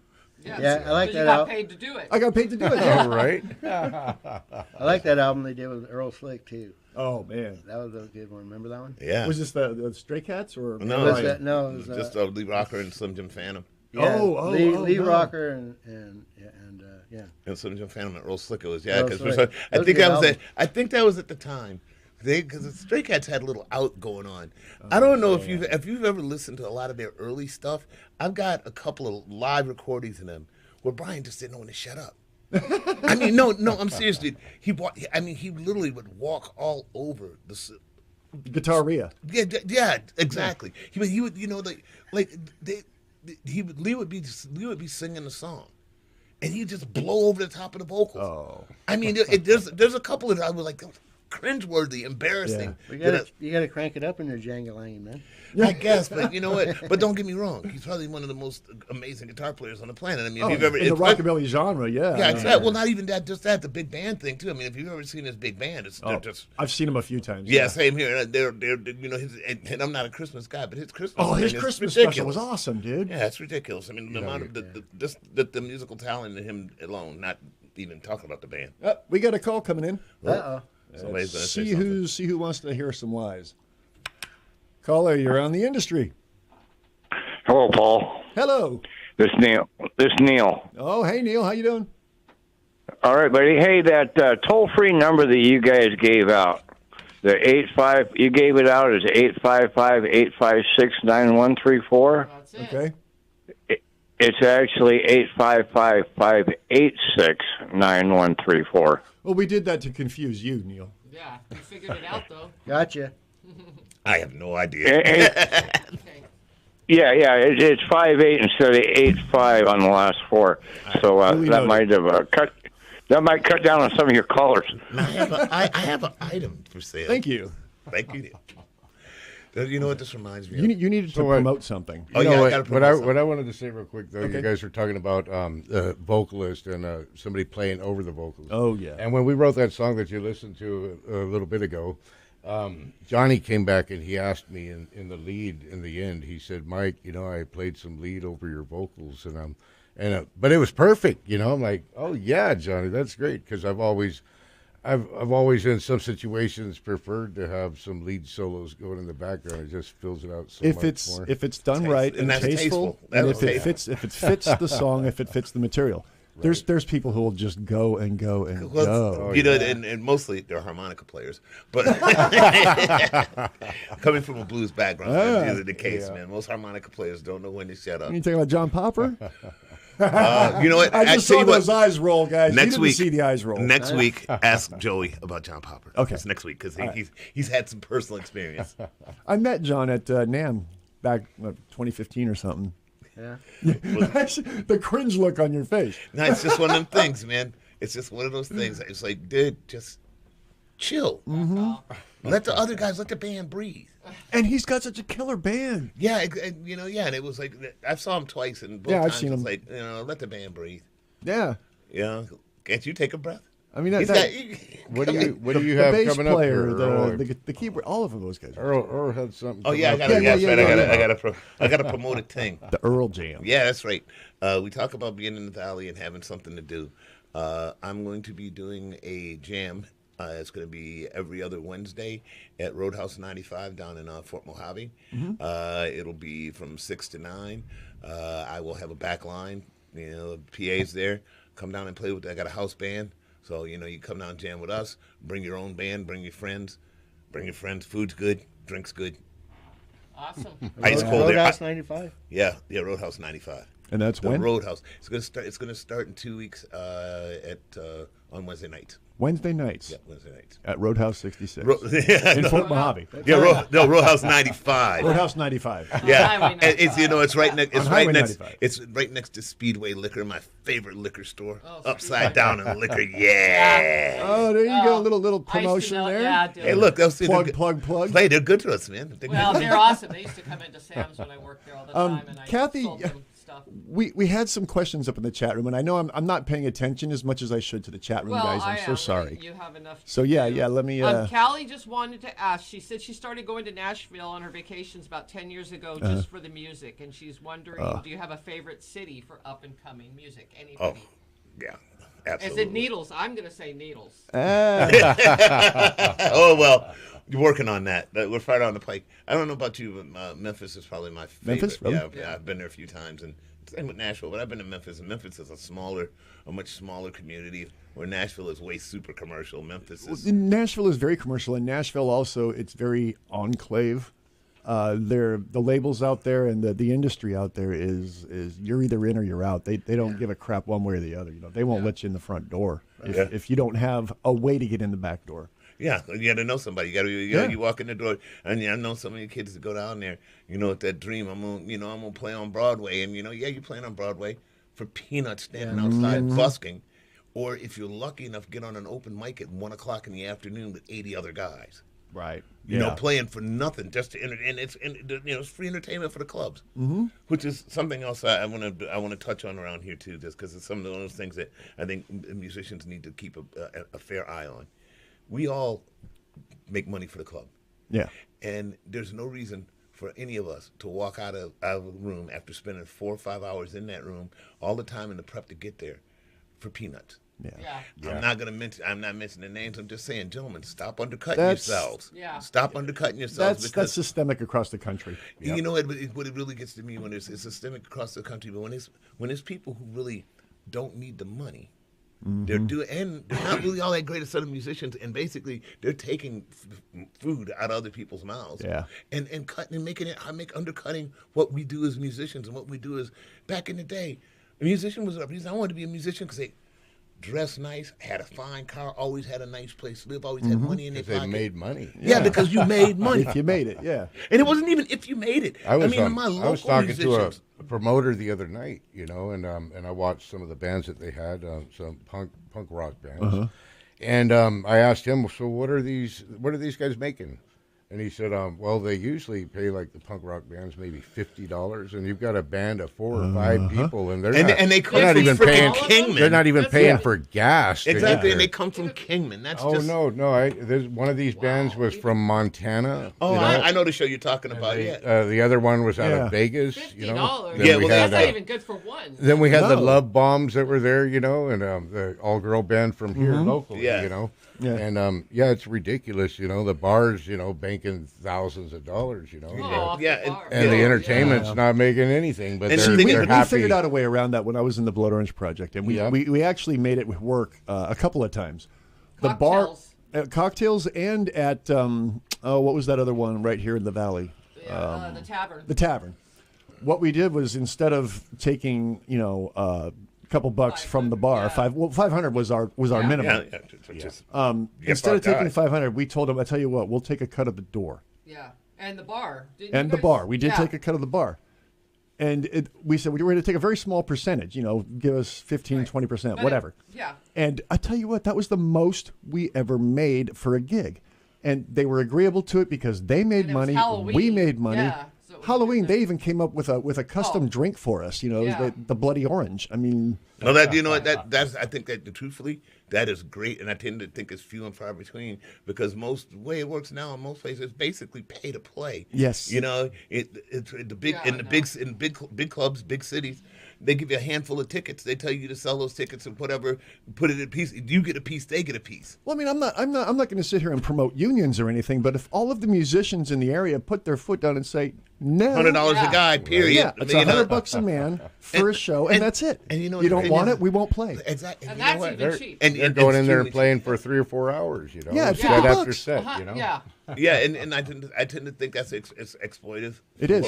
Very much and so. people forget that. And it's wrong. Hey, I don't blame you, honey, because people forget about how long it took for us to learn how to do what we do, and not just that. The fact that you got to spend X amount of time getting there. You got, just like I said, your expense of getting there. On a $100 gig, by the time you're done, if you're lucky, if you walk home with 25 or 30 all bucks. The other arts. They get paid. I mean, artists, tattoo artists, whatever. Everybody else gets a fair, but then musicians get treated shots don't help. Oh, you're just here. Oh, the shots don't help. Oh yeah, and don't drink your bar tab up past what you're gonna make for the night. But that goes without saying. The point is that what you make should be comparable to what the club makes. The club needs to make. If you're gonna pay a band $300, club needs to make. The club needs to make 12. Especially if it's a popular group or a band that four walls the place. Right. I mean, I used to four wall every time we played. We four walled it. We packed the place. Yeah, and the also thing is to make it. It's funky when you do it for a living, which is what I do. I still don't play. I'm not playing every weekend, every week. Just doing these crappy little gigs to keep myself. I'd rather sit at home and write music or hang out with you guys and do something else than go out there and basically prostitute myself for the because the $50 it ain't worth it. By the time I'm done, I gotta haul my gear. And on top of that, sometimes being the band leader, I gotta haul a PA too. No, you gotta pay. So this is what you're looking for here, folks. This is real talk from the road. This is the real life of a musician. It's cool, but it's a struggle. And it was hours loading up and unloading. We'd be out of here at what time? Man. 4 o'clock in the afternoon, 3 o'clock. First in, last out. Yep. 2 in the morning, we'd be back. Yeah. It's a whole nother. Like I said, it's a whole nother thing when I'm doing the road work because we get paid to do that. Well, Right? We get paid well to do that. It makes it worth it. It makes it worth doing. People that never been on the road, they don't understand. They think it's all glamorous and you're out there. Yeah, right. Dude, man, by 2 or 3 weeks, man, all you want to do is sleep. You have to do your own laundry at sleazy motels. It's just or it's not- laundromats. It's not easy Yeah. unless you have a number one hit or something. Yeah, and then you're not in a You're tour not bus. You're in somebody's camper. Yeah, right. you're not in a tour Or a bus. van. Eating out of a tuna can. You know what I mean? Well, see, I've Top been ramen. I've been like I lucky lived on enough that I've done that part, but Lived I'm on lucky that enough stuff that for a I don't go quite that down to the base.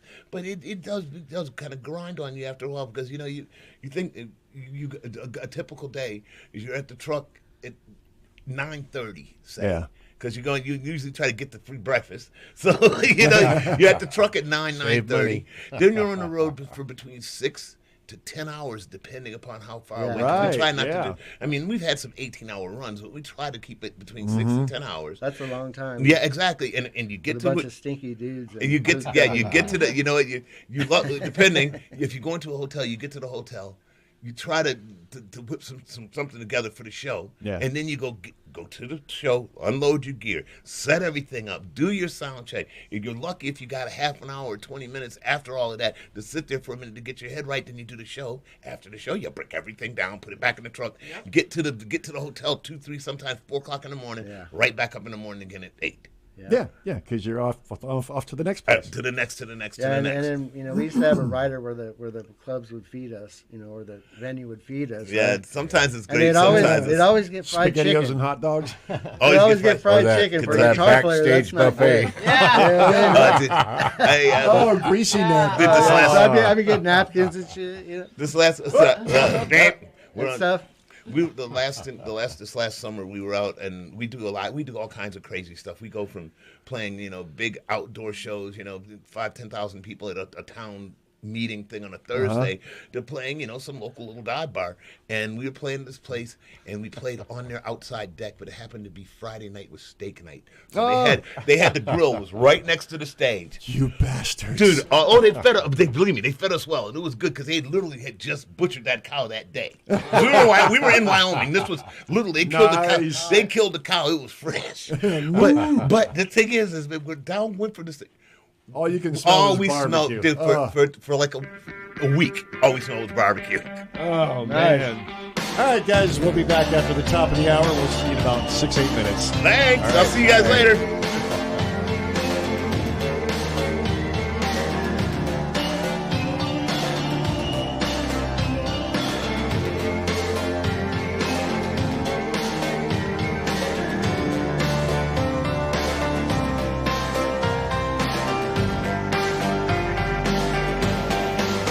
KTOX and K281CR Needles. If you are just turning on your radios, This is KTOX. to bring you up to date on the news. News this hour from townhall.com. I'm Jason Walker. U.S. military shooting down a Chinese spy balloon off the coast of South Carolina. Here's White House correspondent Greg Clugston. On President Biden's orders, an F-22 fighter jet fired a missile at the balloon, puncturing it while it was about 6 nautical miles off the coast near Myrtle Beach, South Carolina. The president said he wanted the balloon downed on Wednesday, but was advised to wait until it was over water. We successfully took it down, and I want to compliment our aviators who did it. The suspected spy balloon traveled over military sites across North America, adding to tensions between the U.S. and China.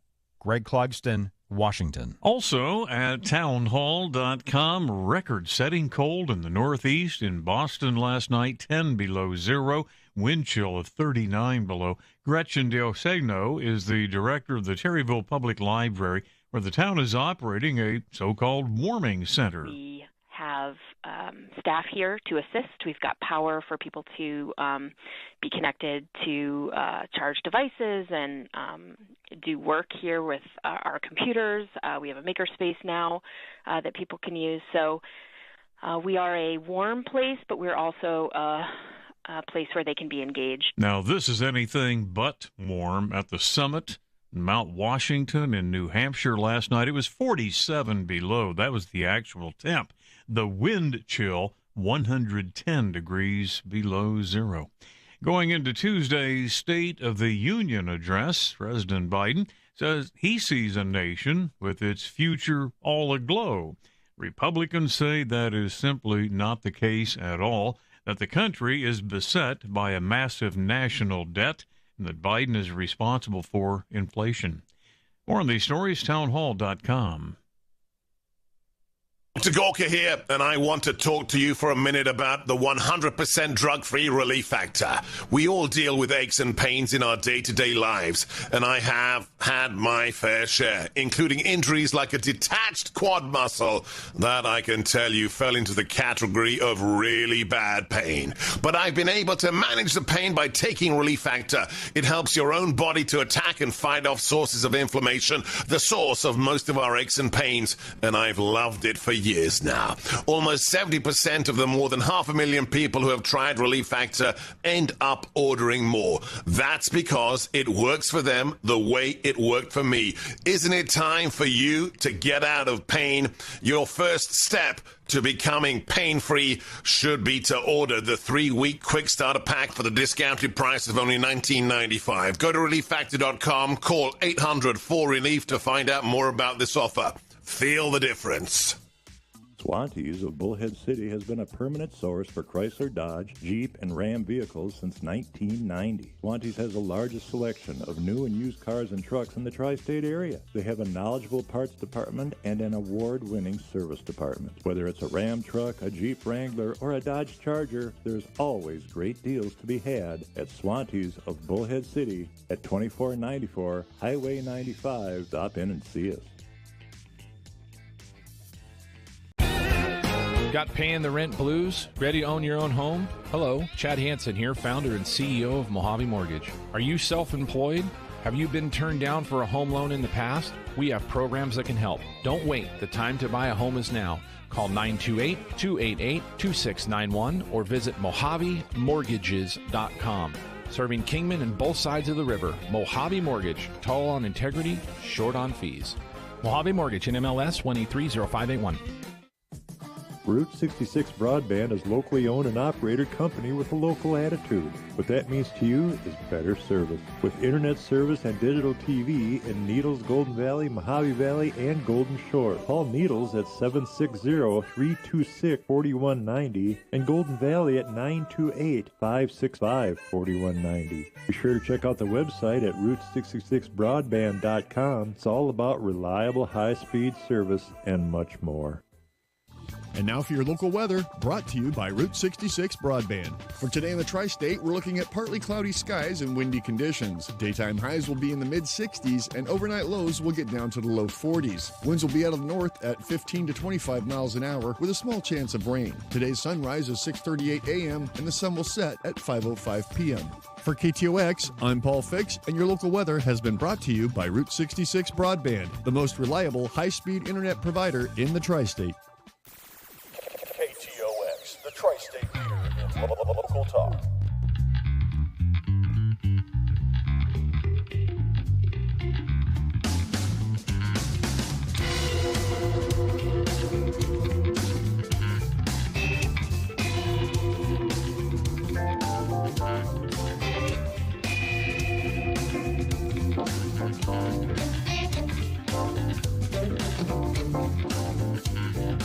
Looking back on when I was a little scrappy-headed boy, yeah.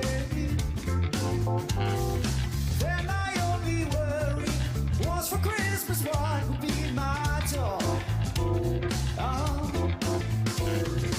Even though we sometimes wouldn't get a thing, we were happy with the joy that it would bring. Sneaking out the back door to hang out with those hoodlum friends of mine. Yeah, yeah. Pleaded at the back door. Thought I told you not to go outside.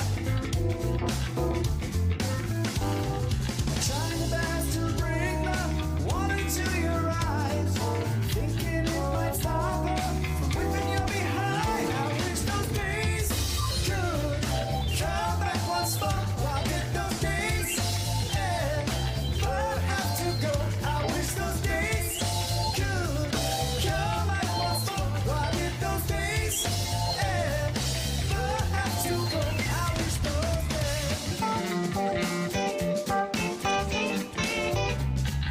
Hey, welcome back to the industry, guys. Welcome back, everyone. It's Saturday the 4th. And, that's all I've got for that because I'm really bad at that. It's our debut show, man. Calendar. Yeah, we got to timestamp it. Yeah, we have one question real quick. It's Okay. good from the. Does the industry that you guys know of, do they still promote storytellers, or is that like a thing of the past, as far as music goes? I saw that question and I'm kind of confused. When they say storytellers, are they talking about like Neil Young type of storyteller, or are they talking about Probably. The show? spoken word or the show? Yeah. That's a good question. Yeah. Yeah, I've heard of storytellers. You know, they actually have done things at the libraries where they bring a storyteller in and they sit down and they tell stories about things. Are we talking about that or? Yeah, I'm not really sure. Was there a show called The Storytellers about the industry? It was like, it was on VH1 where they had artists. Oh, yeah. Okay, now I get it. Now I get the reference. Gotcha. Okay. That's what I'm thinking. I don't know if they meant that. Well, that's kind of where we're at here, telling stories about the industry. You know? Yeah. Well, I thought most songs were like stories, though, in a way. Definitely. A lot of them. A lot of them, yeah. Yeah. Yep. That's like the one that we played that we wrote. You know, when I wrote the lyrics to it, you know, it was it's a story about, you know, things in the past that bring you down and, you know, getting up and standing up, taking pride in being yourself and leaving those demons behind. Let it go. And that could be a lot of things, you know. It could be your own story. Your creative individuality. Yep. It's what you went through, what you go through and fighting to stay on top of it. You know, it's a story in itself, you know. And, you know, basically, like she said, every song like is a Pink story. Floyd, she's saying. Every song is a story. Like Pink Floyd. Yeah, now that's a story. Like Zeppelin, too. I think we're talking about concept albums here, where it starts at one point and it tells a story through the entire album. There you go. You know, every song rolls into, like Dark Side of the Moon, where every song rolled into the next and it was all part of the same. They were movements, basically. Yeah, like Thick as a Brick. Yeah. Like one whole song, though. Album. Yeah, or Wish You Were Here. Right. That's a 26-minute song in itself. Yeah. Good one, too. Oh, yeah. Oh, yeah. I got to see Floyd, too, back in the 70s. I'm jealous. The Animals tour. Didn't. It was... You know who I missed, who I really wish I would have seen, you know, way back when was, yeah, that one. That one. Which one? Say it again. Oh, Black Sabbath. Oh, I saw Black Sabbath. I was like right on the tail end. Three times. I saw him. 13 or 14 years old, and then they weren't doing it anymore. I saw him in 1975. Oh no, I saw him actually in '74 the first time, and then I saw him in '75. Those were with Ozzy, of course, and then later in I think like '80 or '81. It was with I'm sorry. What was the singer's name that replaced Ozzy? Ronnie James. Yeah, Dio. I always forget his name. Oh, that's what someone said that you think. Yeah, I remember that went from Black Sabbath to Dio. They were good. About that whole genre, that whole crew. Either one was good to me. I loved Sabbath. I was a huge Sabbath fan. And Ronnie James Dio, you know, he was one awesome singer. You know? Yeah. And I mean, Ozzy was too, but Dio, boy, he was like a totally different style. Yeah, and but there was good. The band was good. Black Sabbath, they had to write totally different for what he Ronnie sang, James you know? Dio did that Elf stuff too, which was like, you know, almost Southern rock almost. Yeah. You know, had a lot of boogie piano and stuff in it, that Elf stuff. And then he went to Dio. Well, yeah, they all had their, yeah. Well, it's like all good stuff, though. Glenn Hughes. Quite the vocalist. Oh, man, what a voice. Monster player, too. And a monster player, yeah. Here, this is, I'm just going to play a part of this here real quick. This is Glenn Hughes with Mark Bonilla. All right. And I got to say, this is almost sacrilegious to say, but I like this version better than the original. You might know what I mean.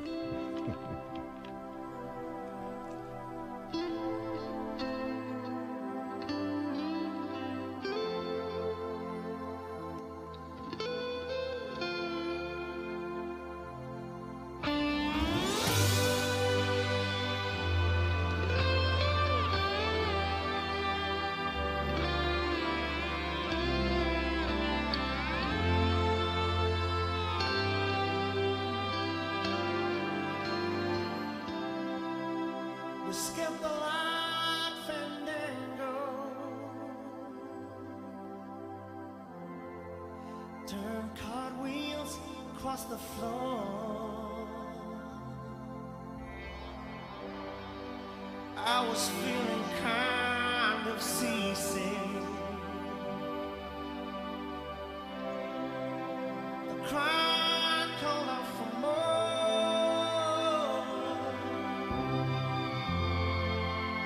The room was humming harder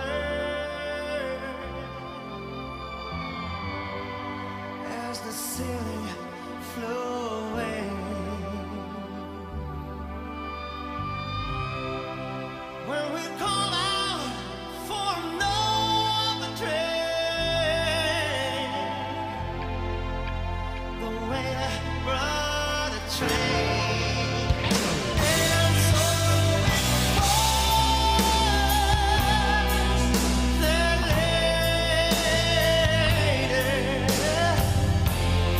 Like I said, I like this one better than the original. Something about Glenn Hughes' voice on this. He's just got such a soulful voice. So yeah, I just wanted to play a clip of that. Awesome.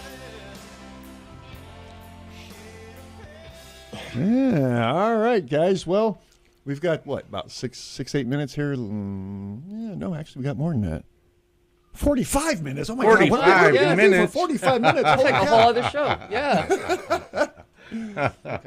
I could, 3 hours. Yeah, I could sing some Barry Manilow. No, maybe next time. Yeah, save it for the next time. Yeah, we're gonna have to get a little pre-show going on for that. Yeah, Or something else. A safety Acapella. meeting. Yeah, that's a Something safety meeting. acapella. Yeah. So why do they make stages, good stages, 4 foot high? Is this a trick question or? So I was sitting outside a little while ago thinking about it, and I was thinking about times that I've done karaoke or playing in a bar or something, and you always get that one guy that's had too much and he wants to sing. Yeah. And he wants to play your guitar, and he comes stumbling up there, trying to grab the microphone out of your hand, It's like 4 foot stages are a blessing. 4 foot tall and plenty of room, And I've had that happen several times. A guy would be doing karaoke, and he'd walk up, and just start grabbing the mic and yanking on it, and I was Getting just, all into it, yeah. Just walk out, there you go, dude. It's all yours. Goodbye. Walk out there. Where are you going, Mike? Where are you going? Years ago, I used to work as a blackjack dealer. Yeah. And I was dealing blackjack in one of the casinos right next to the roulette table. And the whole pit was right next to the bar. Mm-hmm. And the bar had karaoke. So you've got a full pit on a Friday night. Just imagine this, if you will. Pit. Full pit on a Friday night. It's completely packed and crowded. The roulette table's like 16 deep. People are, just playing like mad. Yeah. And they're doing karaoke, and this woman gets up and starts to sing the love song from Titanic. Nice. And I shouldn't even use the word sing because that's not the right word. I was going to ask if it was so horrible. Literally, the blackjack, the dealer who was on the roulette wheel, snapped the ball in the wheel, and the ball flew out into the casino. It was like, ew. Right as they hit some really horrible note. If there were dogs in the room. By the time she was done with that song, all the players got up from the tables. They were gone. Oh, man. And that was the last time they had karaoke. Yeah, right? Well, after that, I think they put up the baffles and... I've actually heard, you talk about a lot of people that are something in town from the industry. I've heard some people that can really sing doing karaoke. Oh yeah. Well, I'm counting on my fingers, but no, no. Actually, here in the area, there's quite a few that could really built it out. Yeah. And I go in and I think, rock star this, rock star that. No. And they really put it out there, It brings a new meaning to karaoke, but karaoke is karaoke. I got to give big props to all the DJs out there who do karaoke because you have to have a special kind of patience for these drunk people sometimes. I'm the guy that I walk in a bar, to do karaoke, and the bartender pushes over a cup of ice water. Oh, Mike's here, and then I stumble over after 2 or 3. Can I just get one more? So, shh, Mike. Back off on those ice waters, man. Well, that's what it is, you know. You go to a bar, it's a bar, right? Yeah. You do karaoke, it's karaoke, okay? That's funny. Dave, my writing partner, Dave used to, Dave Hayes, he used to do the same thing. He'd go on the weekends and sing karaoke. He would, because we did a lot of covers with the bar bands and stuff. He'd go out and sing those just for practice. Right. He'd do the Doors. That's exactly what I do. You know, I go out, you know, and I get some practice, you know, performing in front of people, you know. Yeah. Getting it on, you know, and it feels good. Yeah. And yeah. And yeah, you know what I mean? Yeah. How about you, Johnny? When's the last time you sang karaoke? It's been a while, but you know what? It helped me find my voice. Did it? Yeah. Yeah, and because I didn't sing for many, many years at all, not even harmonies. And because of karaoke, I can get away with it. Yeah. No, I've heard some of your other tracks, and they're great. But to me, nobody else seems to agree with me. I think it has a very ZZ Top type of influence, and your vocals are right there, man. It sounds totally like that groove. Yeah. That's my stuff. Yeah, and you've got a couple of albums sitting here. Unfortunately, we don't have a CD player here in the studio. What kind of a radio station? I mean, come on. Right? We'll have to rectify that for next week. But, a CD? What is that? Well, it's one of those little 4-inch round discs, right? Ancient forms of media. And yeah, this is the band The Regulators and the Highway Riders. Yeah, Two Highway different bands. Riders. I did that about 10 years ago with Steve Feldman and Johnny Travers and some other guys. Oh, no kidding, Johnny Travers. And we just decided we're actually going to put out another record coming up here, hopefully in the next year or two. Awesome. So it's kind of another project too, but right, you know, I love this thing with Paul and Mike and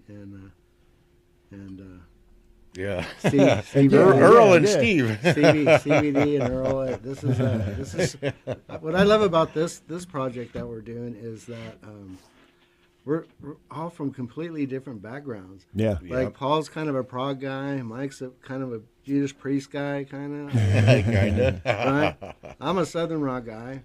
You know, Stevie D, he's from, you know, he's the 80s rock stuff. And Earl, he's just everything. He's a metalhead. He's a motorhead. Yeah, he could. Oh, he can play the he's a hard rocker. Blues, and so you get all these different kind of things and put it all together, and it's a lot of fun. It's a lot of fun. Yeah. We're going out on another break. We're going out to break here in just a couple of minutes or a couple of seconds. But yeah, we'll pick this up when we. Holy cow! It's Rush 2112. Nice. All right. Wow, that's it's a long one. That's a concept album. Absolutely, that's funny. We were just talking about that. Right. 27 minutes. Well, y'all stay tuned. As an 18-year-old, I let my mistakes kind of take over my life. I was 0.5 credits away from completing high school, and I didn't do it. 10 years later, at age 28, Jackie finished her high school diploma. When I found out that I was pregnant, I know that I had to do something for myself if I wanted to make her a better person and provide a better life for her. My family never stopped pushing for me to be better because they knew what I could become and who I could become as a person. My support team is amazing. The educational director, my sister, and even my 7-year-old daughter has just been more than the support that I could ask for. I've been given an opportunity, and I'm just thankful for it. No one gets a diploma alone. If you're thinking of finishing your high school diploma, you have help. Find free adult education classes near you at finishyourdiploma.org. That's finishyourdiploma.org. Brought to you by the Dollar General Literacy Foundation and the Ad Council. Not completing high school is more of a social thing than it was an academic thing. I came out in the 11th grade. Nobody was embracing you. The kids were cruel. It was very difficult to be gay. Even though all these years have passed, I still had that longing to have my diploma. The hard part was determining that I was going to do it, but I definitely didn't do it alone. At age 30, with the help of her mentor, Carissa finished her high school diploma. I have a mentor, Maria. She convinced me to continue my education and to finish what I started to get my diploma. Just never judges. She's a true role model. If you're even considering getting your high school diploma, go get it. You can do it. No one gets a diploma alone. If you're thinking of finishing your high school diploma, you have help. Find free adult education classes near you at finishyourdiploma.org. That's finishyourdiploma.org. Brought to you by the Dollar General Literacy Foundation and the Ad Council. I've got muscular dystrophy. That means my muscles are weak and it can be hard to breathe. Now is a scary time for everyone, as we are at a higher risk for respiratory infections. In good times and bad, the Muscular Dystrophy Association helps kids live with neuromuscular disease. The pandemic places more than 200,000 adults and children with muscular dystrophy at a greater risk. Breathing is often hard when you live with a neuromuscular disease. But the Muscular Dystrophy Association is here to help. MDA is what ensures they receive critical medical care at one of over 150 care centers across the U.S. During COVID-19, kids like me are at a greater risk. The Muscular Dystrophy Association needs your support now more than ever. COVID-19 won't stop us. To learn how you can help, please visit helpmda.org. Thank you. You're not wired to have a response to this sound. You're neutral to it, and you can hear it repeatedly without feeling anything. But when we introduce a new stimulus, save the food, we've achieved pulling a natural or inborn response from you. Save the food. Why are we doing this, you may ask? Save the food. Because this ad is trying to change the world's behavior through brainwashing. Because 40% of all food in the US never gets eaten. Save the food. And that costs a family of four $1,500 a year. Save the food. Cha-ching. It's worsening climate change through the release of methane gas. Save the food. Cha-ching. And it's wasting precious natural resources like our fresh water. Save the food. Cha-ching. So when you hear this sound, don't be neutral. Rethink your behavior. Cook it, store it, share it. Just don't waste it. For tips and recipes, visit savethefood.com. Brought to you by NRDC and the Ad Council.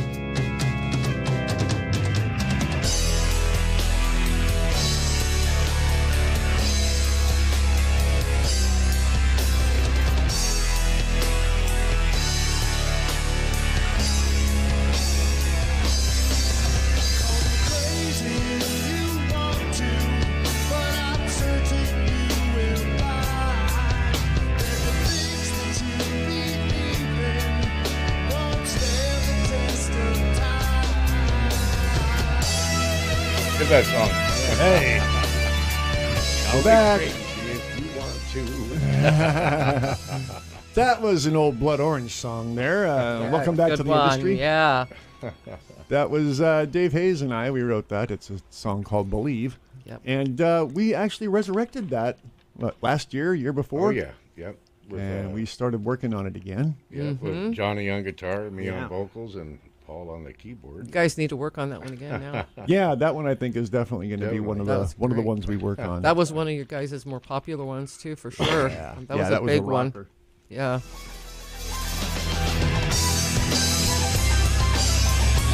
Yeah, we rocked out on that one. Oh yeah. That one and the other one, what was it? Carmageddon. Carmageddon. Yeah. Oh, you guys had a few though. Oh yeah, we're gonna bring that one back. That's coming up. Yeah, I'd like to really track that one proper this time. That would be awesome. Yeah. We got to get it back into it. You know, we were just talking about another song that we're going to be working on real quick here. What's that? And bringing out. It's I don't know what's the name of that Well, one. I recorded the. Oh, the drinking song. Yeah. Was there a name for it? Yeah. Do you remember it? No. Yeah, the drinking song. It's Thinking of You.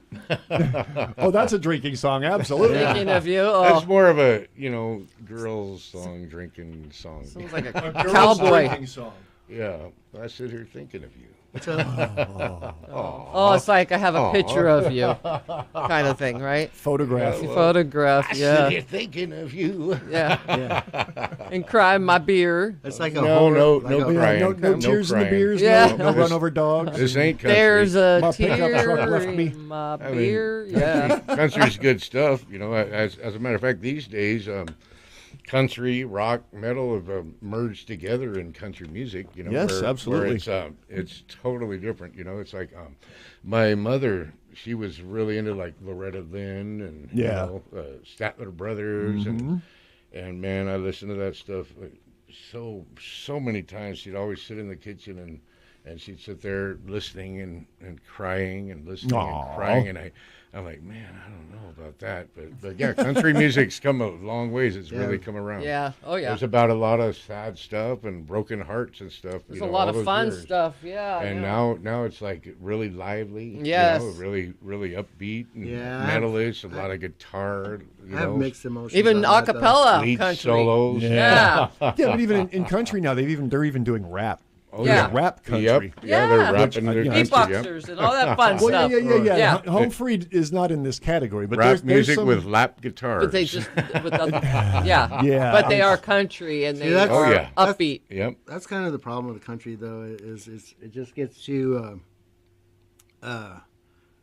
much into the new thing where it takes away from all the old charm of it. The crying's in your beer country. That's the real thing. And I have to salute a lot of these new guys, and girls that do it, but it's just some of it's just not country. I'm sorry. Well, it goes all the way around. I mean, look at the blues. Yeah. Big Head Todd did Boom Boom. Yeah. And Did they made very it totally. well, too. Yeah. I mean, it was a great song. They totally rocked it up. But same thing. They're now it's like mixing and mashing genres. I got a picture of you and I was drinking my beer. We're going heavy metal on this. I was thinking about Hell country. Yeah. I guess I'm just more of a country purist, I was a big country fan back in the day too, the '90s. Yeah. I mean, I used to go to a lot of concerts too. Yeah. Yeah. Well, Dwight I was- Yoakam and George Strait. Oh, George Dwight Yoakam's Jones great. and Oh yeah, Vince I've seen Gill. him Yeah, classic. locally. Well, I was Yeah. like Mike. My mom listened to country music, so anywhere I went Down. or anything, Closer. that's what we listened to because she was the boss. All right. Yeah. So Yeah, my mom loved the country music. Oh yeah. Yep. I really My love parents. bluegrass But music. my daughters, Bluegrass, yeah. Bluegrass. I mean, those guys are some of the best musicians in the world. my daughters And are. it just speaks to me. Half of my family's from Kentucky. And that. Oh. I don't know what it is, but that music speaks to me. My So I daughters enjoy are that. into country music, rap, and metal. They'll That's be well playing rounded. Yeah. They'll be playing the playlist, and you hear rap, this, Oh, that, and I yeah. cannot say what they say, but Yeah, we it's, know. yeah. Yeah. And then they play some metal, new wave metal, and Of then, one that listens to rap, one that then listens they- to metal, then and one that then listens they'll go to classic country music. rock. and back and forth. I'm like, Yeah. wow, what a I mean, diversity. you look back at Johnny was saying about bluegrass and stuff. Look at Roy Clark. Oh, man. That guy Oh, my is still revered as one of the best bluegrass Oh, my players mom on the loved planet. him. We have a lot of Roy Clark in our house. One of my mom's yeah. favorites too. There's a lot of good pickers. Albert Lee. Yeah. Ricky Skaggs. Oh my That guy's God! a Ricky monster. Skaggs has been coming up. I saw him with Yeah. George All Strait, right. I believe, but he's Lawrence been coming up a lot Welk. lately. Back in the day, Lawrence Welk's show. You had Oh, to, yeah. you had those couple of hours of We TV. did. The Hee Lawrence Haw, Welk Lawrence show. Welk. Yep, and you had Roy Ed Clark. Sullivan. Always had Roy Clark on there. Always. Some of the hottest music on television. That's all Oh, we yeah. watch. That's all, Andy Williams. With the that's all we bubbles ever and the watched. champagne. Well, that's like cartoons. You'd get home from school and you had 2 hours of cartoons. Now it's 24 hours a day. Well, 25 hours a day. Right? Any channel, hundreds of channels. Back then we had. Yeah, it was Saturday morning for a those couple cartoons. hours. Yeah. Oh yeah, Saturday morning. Oh, that was the best. Yeah. Then we go into the 80s, MTV. Oh, that was good stuff. Always. Yeah, MTV when it first came out. Well, yeah, when That's it was pretty much- videos yeah. and it was all about music television. Oh, yeah. Now it's like, bleh. I There's we nothing to haven't do with watched music. 12, 13 years. Yeah, I loved push it. button music. Yep. Oh, it's not even about music They anymore. started That's reality all shows. There's no shows music. and everything. Yeah, it's VH1 terrible. too. VH1 was pretty cool when it came out, also. But then Oh it went, yeah, it was all classic. Yeah. What is it like? I'm 12 years old and I'm pregnant for the third time. Nice. Oh my goodness. and she's living in the same house with 6 other guys, and she has to pick which one of them was the dad. Sad. Hey, that's real pathetic. stuff there. You know, that's for The real. real world. That's what they have played Probably now. why you know, we there's- haven't watched television in like It's- 13 years. Yeah. It's a shame that MTV Music Television. Yeah. You know, there's no music on it. And they still call it MTV though. Yeah, that's ridiculous. we need It's more of those unacceptable. channels. But Yeah. I guess if you get out there in the 600 million channels that are out there, you might be able to find it. Oh man. Oh, really? You ever flip through the TV? I remember like 5 channels we had growing My up. TV goes up to like 995 or something like that on the shows. What? A lot of them are pay-per-view. Ours goes up to 0. You must live Usually- next door to a radio station or something. Even before that, yeah. Yep. Oh, Good man. stuff. So yeah, in the future, not this show obviously, but in the future we'll be talking a lot about local entertainment. Yep. We'll be bringing up what's coming up in the area, like a local calendar kind of thing. We're going to try to do some of that, and what performers are going to be coming to town, and where they're going to be playing, and what times. We're going to try to cover as much as we can for the tri-state on entertainment. Yes. And we will be getting out there and talking to people, and we'll be bringing people in and doing interviews and playing some of their music. It's going to be a good chance, a good opportunity for people out there. Right. Yeah. So if you know independent artists or musicians out here in the tri-state, pass us around like a party favor and give them our number. Here on the YouTube channel, which is live right now, you can actually go in there and comment. Leave us leave us a contact, leave us a number. Show us some interest, and we will look at it and see what we can get done. Get you guys played. Get you on the air. Get you on the Get air. some exposure. Hell yeah. Yeah. We'll expose you. Yeah. Is that a bad word? Well, it depends only on if the club pays you. Yeah, it depends on if you're using it in politics or in entertainment. How much does that cost? We can't afford to pay you, but get the the swear exposure jar. you'll get. Exposure bucks. Don't get me started. Yeah. Yeah. Just think of all the. I can't pay my rent with that. I'm sorry. No. Come on in. You're a 6-piece band. $50 for the night. Wow. Yeah, and I know that was harsh what I said earlier, but I would seriously that would be cool if every musician in the tri-state just said, no, we're not going to do that anymore. Yeah, just shut it down.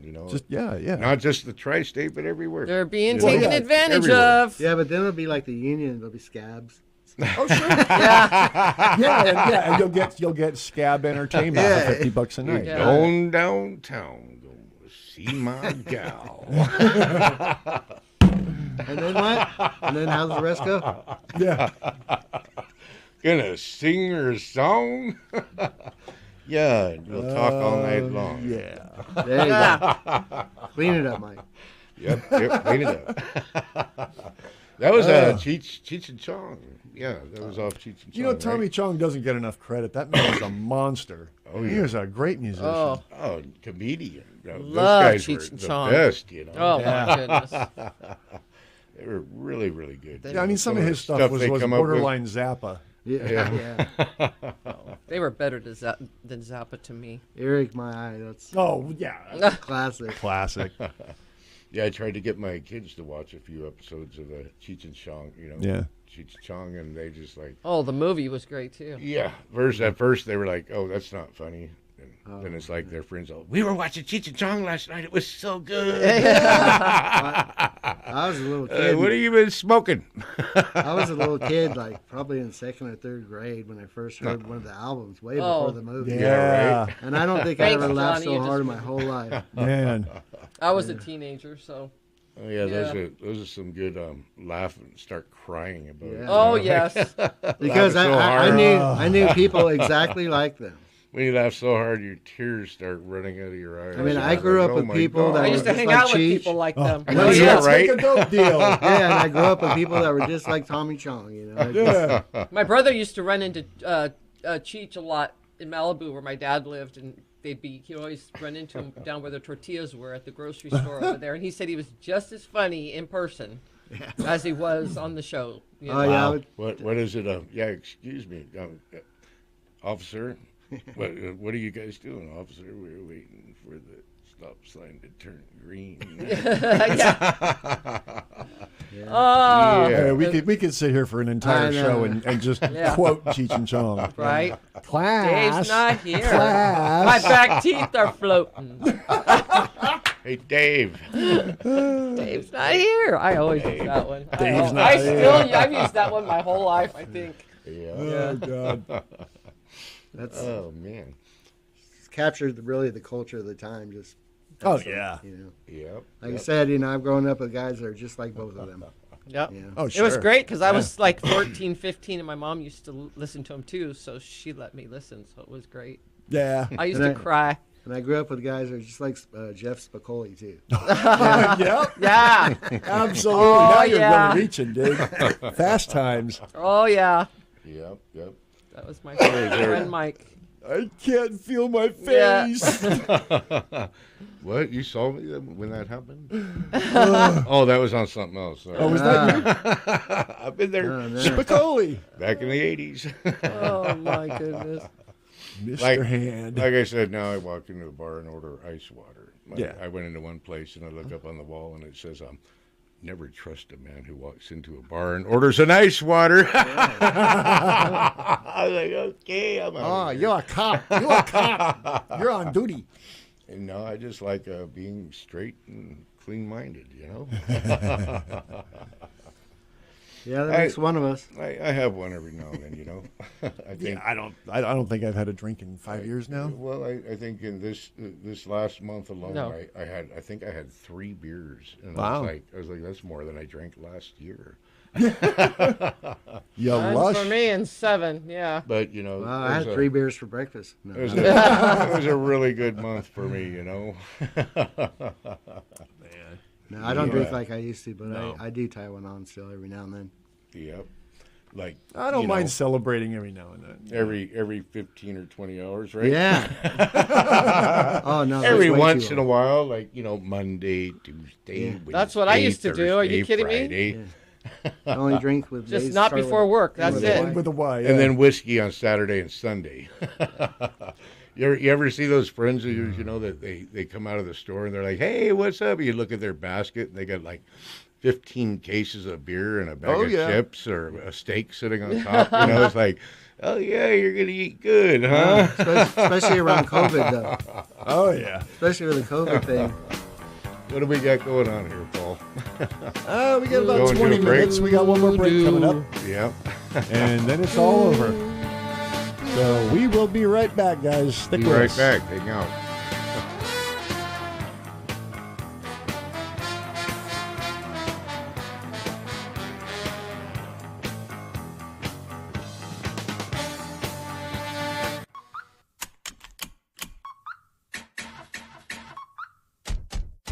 Everybody buckle up. Buckle up. Buckle up. Buckle up. Everybody buckle up. Buckle up. Buckle up.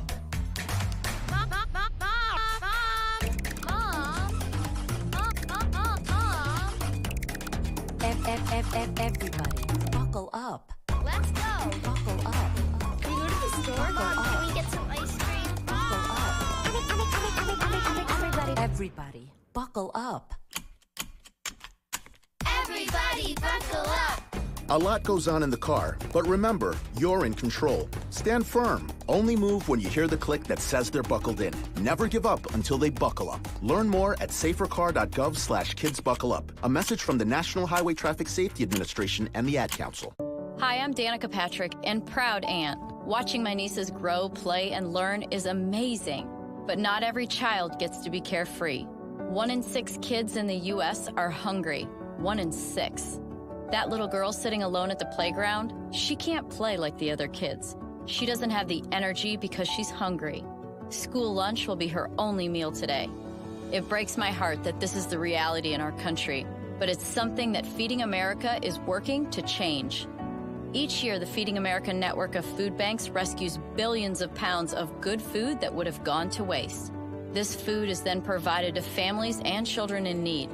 Being a kid should be about using your imagination, learning, and having fun. These children shouldn't have to miss out on simply being a kid because they're hungry. To find out how you can help end childhood hunger in your community, visit feedingamerica.org. Brought to you by Feeding America and the Ad Council. Ranger Station, Ranger speaking. Hi. I'd like to report a bear hug. Okay. Well, before I left my campsite, I was putting out my fire, and out of nowhere, Smokey Bear showed up and hugged me? So you drowned the fire, you stirred it, drowned it again, and felt that it was cold? Uh-huh. Oh, yeah. He likes it when people correctly put out their campfires. He's pretty big on wildfire prevention. He's just letting you know you did good with a hug. He's a hugger. I just got a bear hug from Smokey Bear. Status update! All right, I'm going to let you go now. I've got a lot of ranger stuff to do. There are many ways to start a fire, but one sure way to put it out. Learn how you can do your part at SmokeyBear.com. Only you can prevent wildfires. Sponsored by the U.S. Forest Service, Ad Council, and your state forester. Hi, we're the Goo Goo Dolls. We're fortunate that we can give our daughters everything they need to grow and learn. But not every child can focus on classes and play dates. Nearly 13 million kids in the U.S. face hunger. That's 1 in 6. School lunch might be their only meal each day, and it's heartbreaking to imagine any child going to bed hungry. We're dreaming of a perfect day when kids can smile, play, and just be kids without worrying about where their next meal will come from. Feeding America is working to make that perfect day a reality. Each year, the Feeding America network of food banks rescues billions of pounds of good food that would have gone to waste. That food is given to families and children in need. Being a kid should be about doing things that make an ordinary day extraordinary. Learning to play an instrument, building a sandcastle, hosting tea parties. Hunger should never be an obstacle to growing up. You can help end childhood hunger in your community by visiting feedingamerica.org. Brought to you by Feeding America and the Ad Council.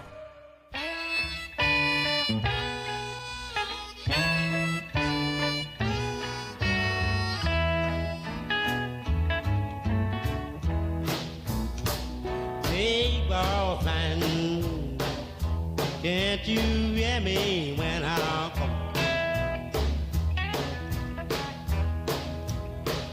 Hey, boyfriend, can't you hear me when I call? Well, you ain't so big, you just talk, that's all.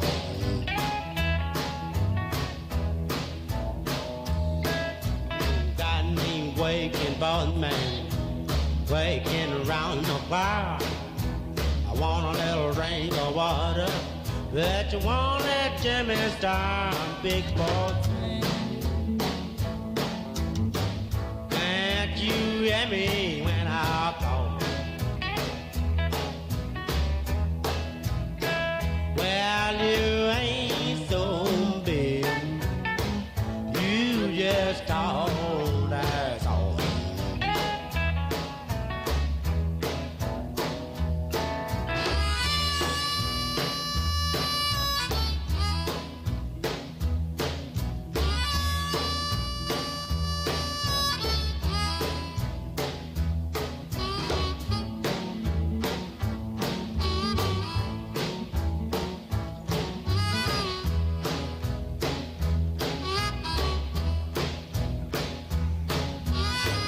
Hey, welcome back to the industry, guys. This is our final segment of the show. Welcome back, everyone.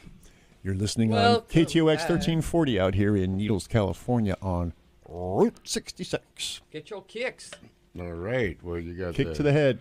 Dog, Cat, the Madman, and Johnny Barnes. What was your name again? Johnny Be Good. Johnny Be Good. Johnny B. Yep. Yeah, Johnny was Johnny, saying, be hey, back. we went a little off track there with Cheech and Chong. We and, went off you track know. the whole show. But I didn't think we had a track. We're always no, off track. we're anyway. the industry. We don't you have know, a track. Entertainment, you know, Right, yeah. entertainment. We're here to music, yeah. Let movies, me you know. entertain. So now I'm going to sing you some Barry Manilow. No, well, right now. Not really. Oh, I just needed to say something Yeah, too. Out there, those are listening. If you want to re-listen to the show later, if you didn't get a chance, or someone else wants to, our channel, YouTube channel, is The Fixes in Entertainment. The FIX_SINNN Entertainment. We're on YouTube, and you can go back and rewatch or share or tell a friend. And subscribe. We'd love it if and you, like. Yep, if you would share, like and subscribe. You know, give us a little recognition. We'll be share doing it this with your every friends, and Saturday. Every Saturday. Yep, 3 hours. We've got 3 till 6, right? Yes. In California time, So and those of you in the chat today, you guys are the first ones. You're here for the first What show. they call plank members, yeah. And then we got Arizona, of course. You know, we don't change time, and that's 4 to 7, no matter what time of year it is. Yeah, it messed us up because we just moved from Arizona just right across the border, and so now we're all messed up. And, we're all messed up. Yeah, we're gonna improve. We're gonna round this out, and it's gonna be really interesting. We're gonna have a lot of interesting people and a lot of guests. We have a lot of plans, a lot of ideas, and it's kind of exciting. The format is going to work. The platform is we're going to be doing this show on Saturdays from 3 to 6, and then also online it'll be live streaming. And on top of that, during the week, we're also going to try to put up additional content just for our online community. We'll be doing like reactions and reviews and breakdowns of different popular songs as well as indie artists and things like that. So there's going to be all kinds of content flooding the internet here pretty soon. We're just getting started. Oh, yeah. We're going to have a Facebook page as well as the YouTube channel.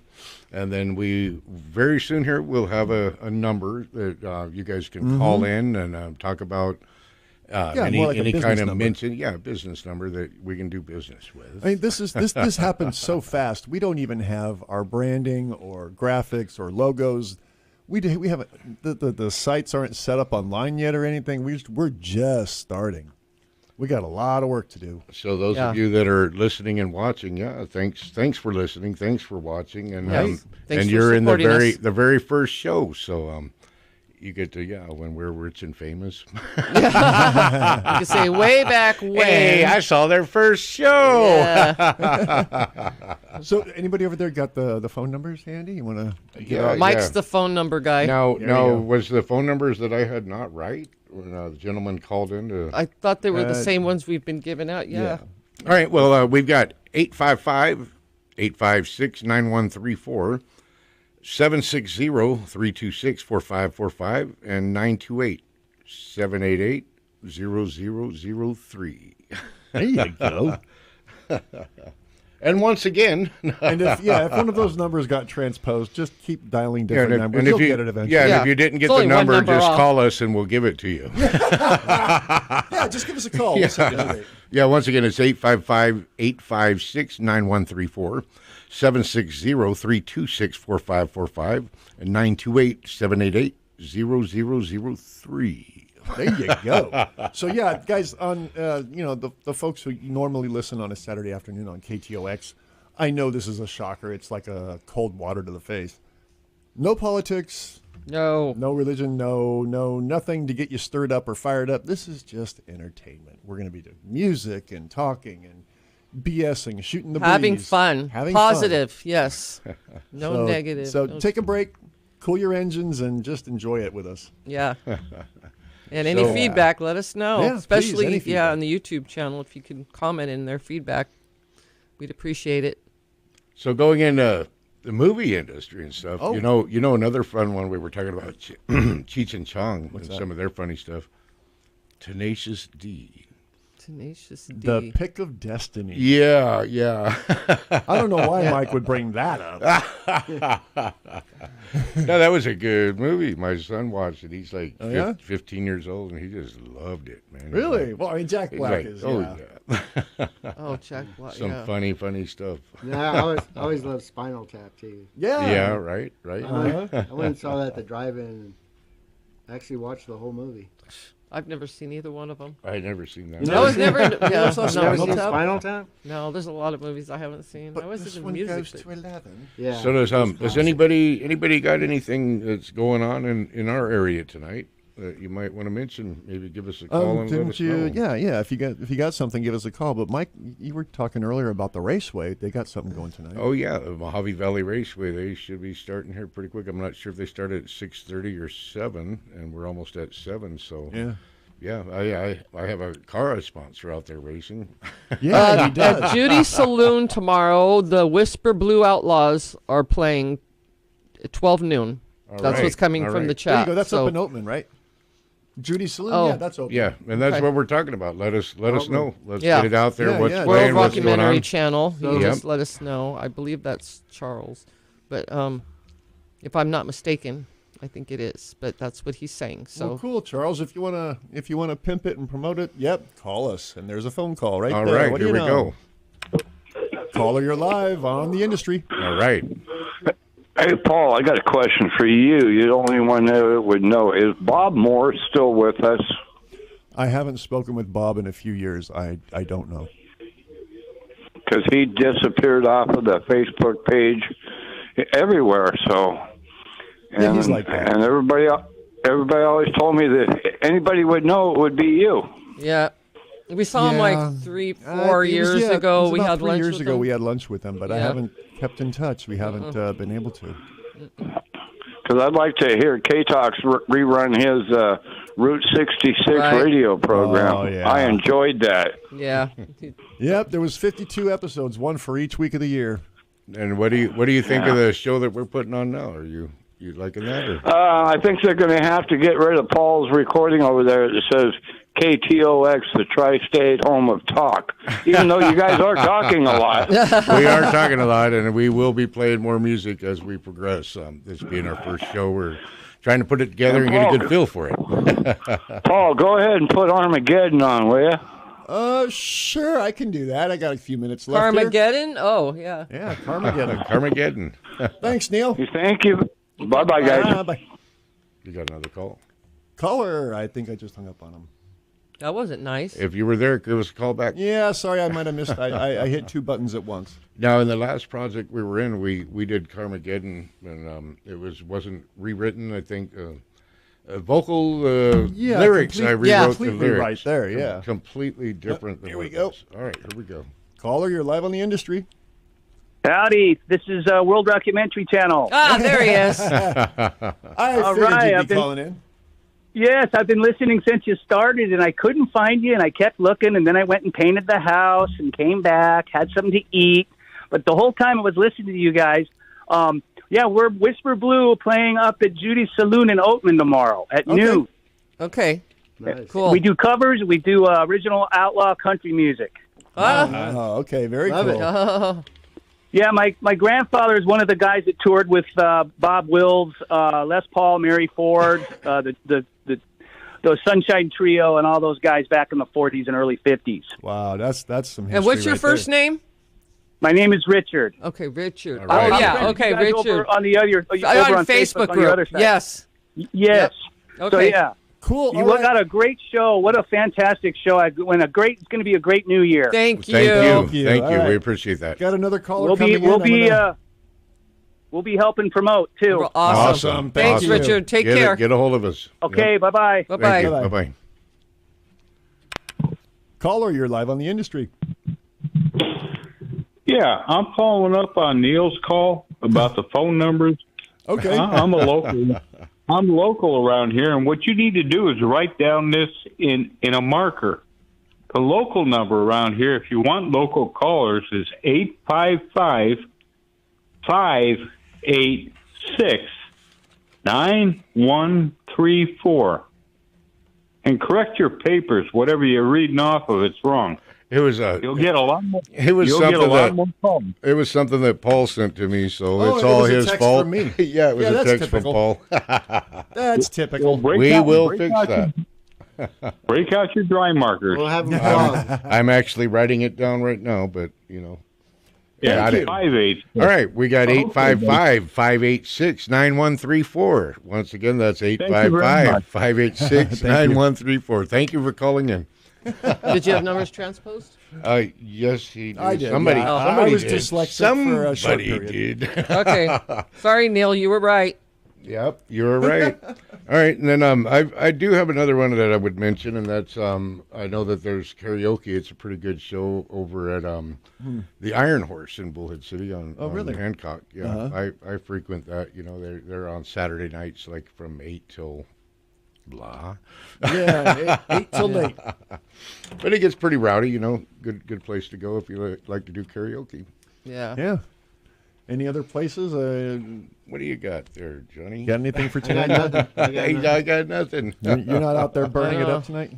I can't remember the last time I was in a bar, so I have nothing to offer. All right. Well, you know, if you're listening in and you know somebody that's playing somewhere in our future shows, you know, we'll put the numbers out, or you can find them on KTOX Facebook page, right? On the YouTube channel, the Fixes in Entertainment. Yeah, you can leave it there. Yep, and leave the message there. We'll shout get back out next to you weekend. Yep, and we'll get you out there. Let everyone know what's going on here locally. Yeah. On the Fixes in YouTube page, if you go over to Community and About, you'll find all of our links for email and stuff like that. Yeah. Perfect. Yeah, in the description. In the description, right. Yeah, but there's a place to put, you can put a comment on this live stream. Yes. Just go down and put a comment and let us know what it, who it is and where it's at, and we will. Yeah, and if we have any questions, we'll ask. But yeah, that's probably the best place, and I will check it regularly. Yeah, and until we can get everything set up and running properly. For now, that's probably the best. That'll be the easiest. So I think we're getting down to the bottom here. The nitty gritty. We got about a minute. We need to mention next week's show. What we're looking at, and we've got Joey Leone coming in, an industry professional. World class guitar player, musician, all around great guy, and mob boss. What was it? He's a jazz historian or blues, but music in general. Right. Yeah, he's a so blues it's going to be a good show. We're gonna work on this and bring it back to you next week on Saturday from 3 till 6 California time and 4 to 7 Arizona time. At least for another month or two until the time changes, and then we'll be all screwed up again. Yeah, and be sure and find the live stream on YouTube. And you can play this back. Get in there. Whether you were there, if like you like it, and, share it. Yeah. And get people to subscribe for us. Subscribe, yeah. We need subscribers. We need to get this out there and make it something for all of you. Yep. You scratch our back, we'll scratch yours. How about that? All right, guys. That's why they call her Cat. Oh, snap. Cat scratch fever. Yeah. Cat on a leash. All right, what do you... Carmageddon, you were going to do. Well, we got about 4 seconds left. Okay, next weekend we'll get to it, Neil. Yeah. Thank you all for listening. Yeah, you all thanks, have a great guys. evening. Have a wonderful rest of your weekend. We are signing off. This is The Industry. Peace I'm the out. Dog, and we'll see you next week. All right. Adios. Bye.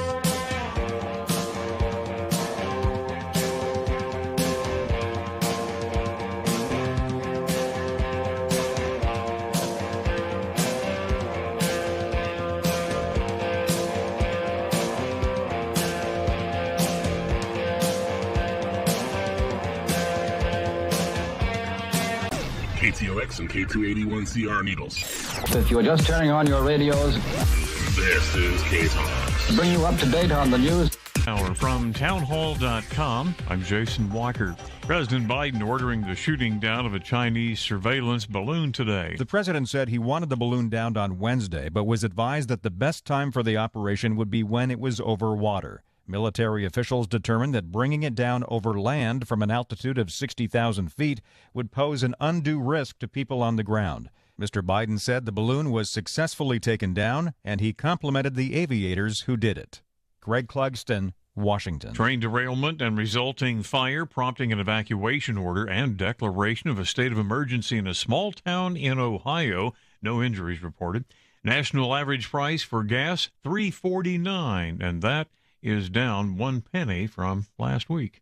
Also at townhall.com, the fourth highest ranking House Democrat now urging his party to compromise with Republicans on a police reform bill.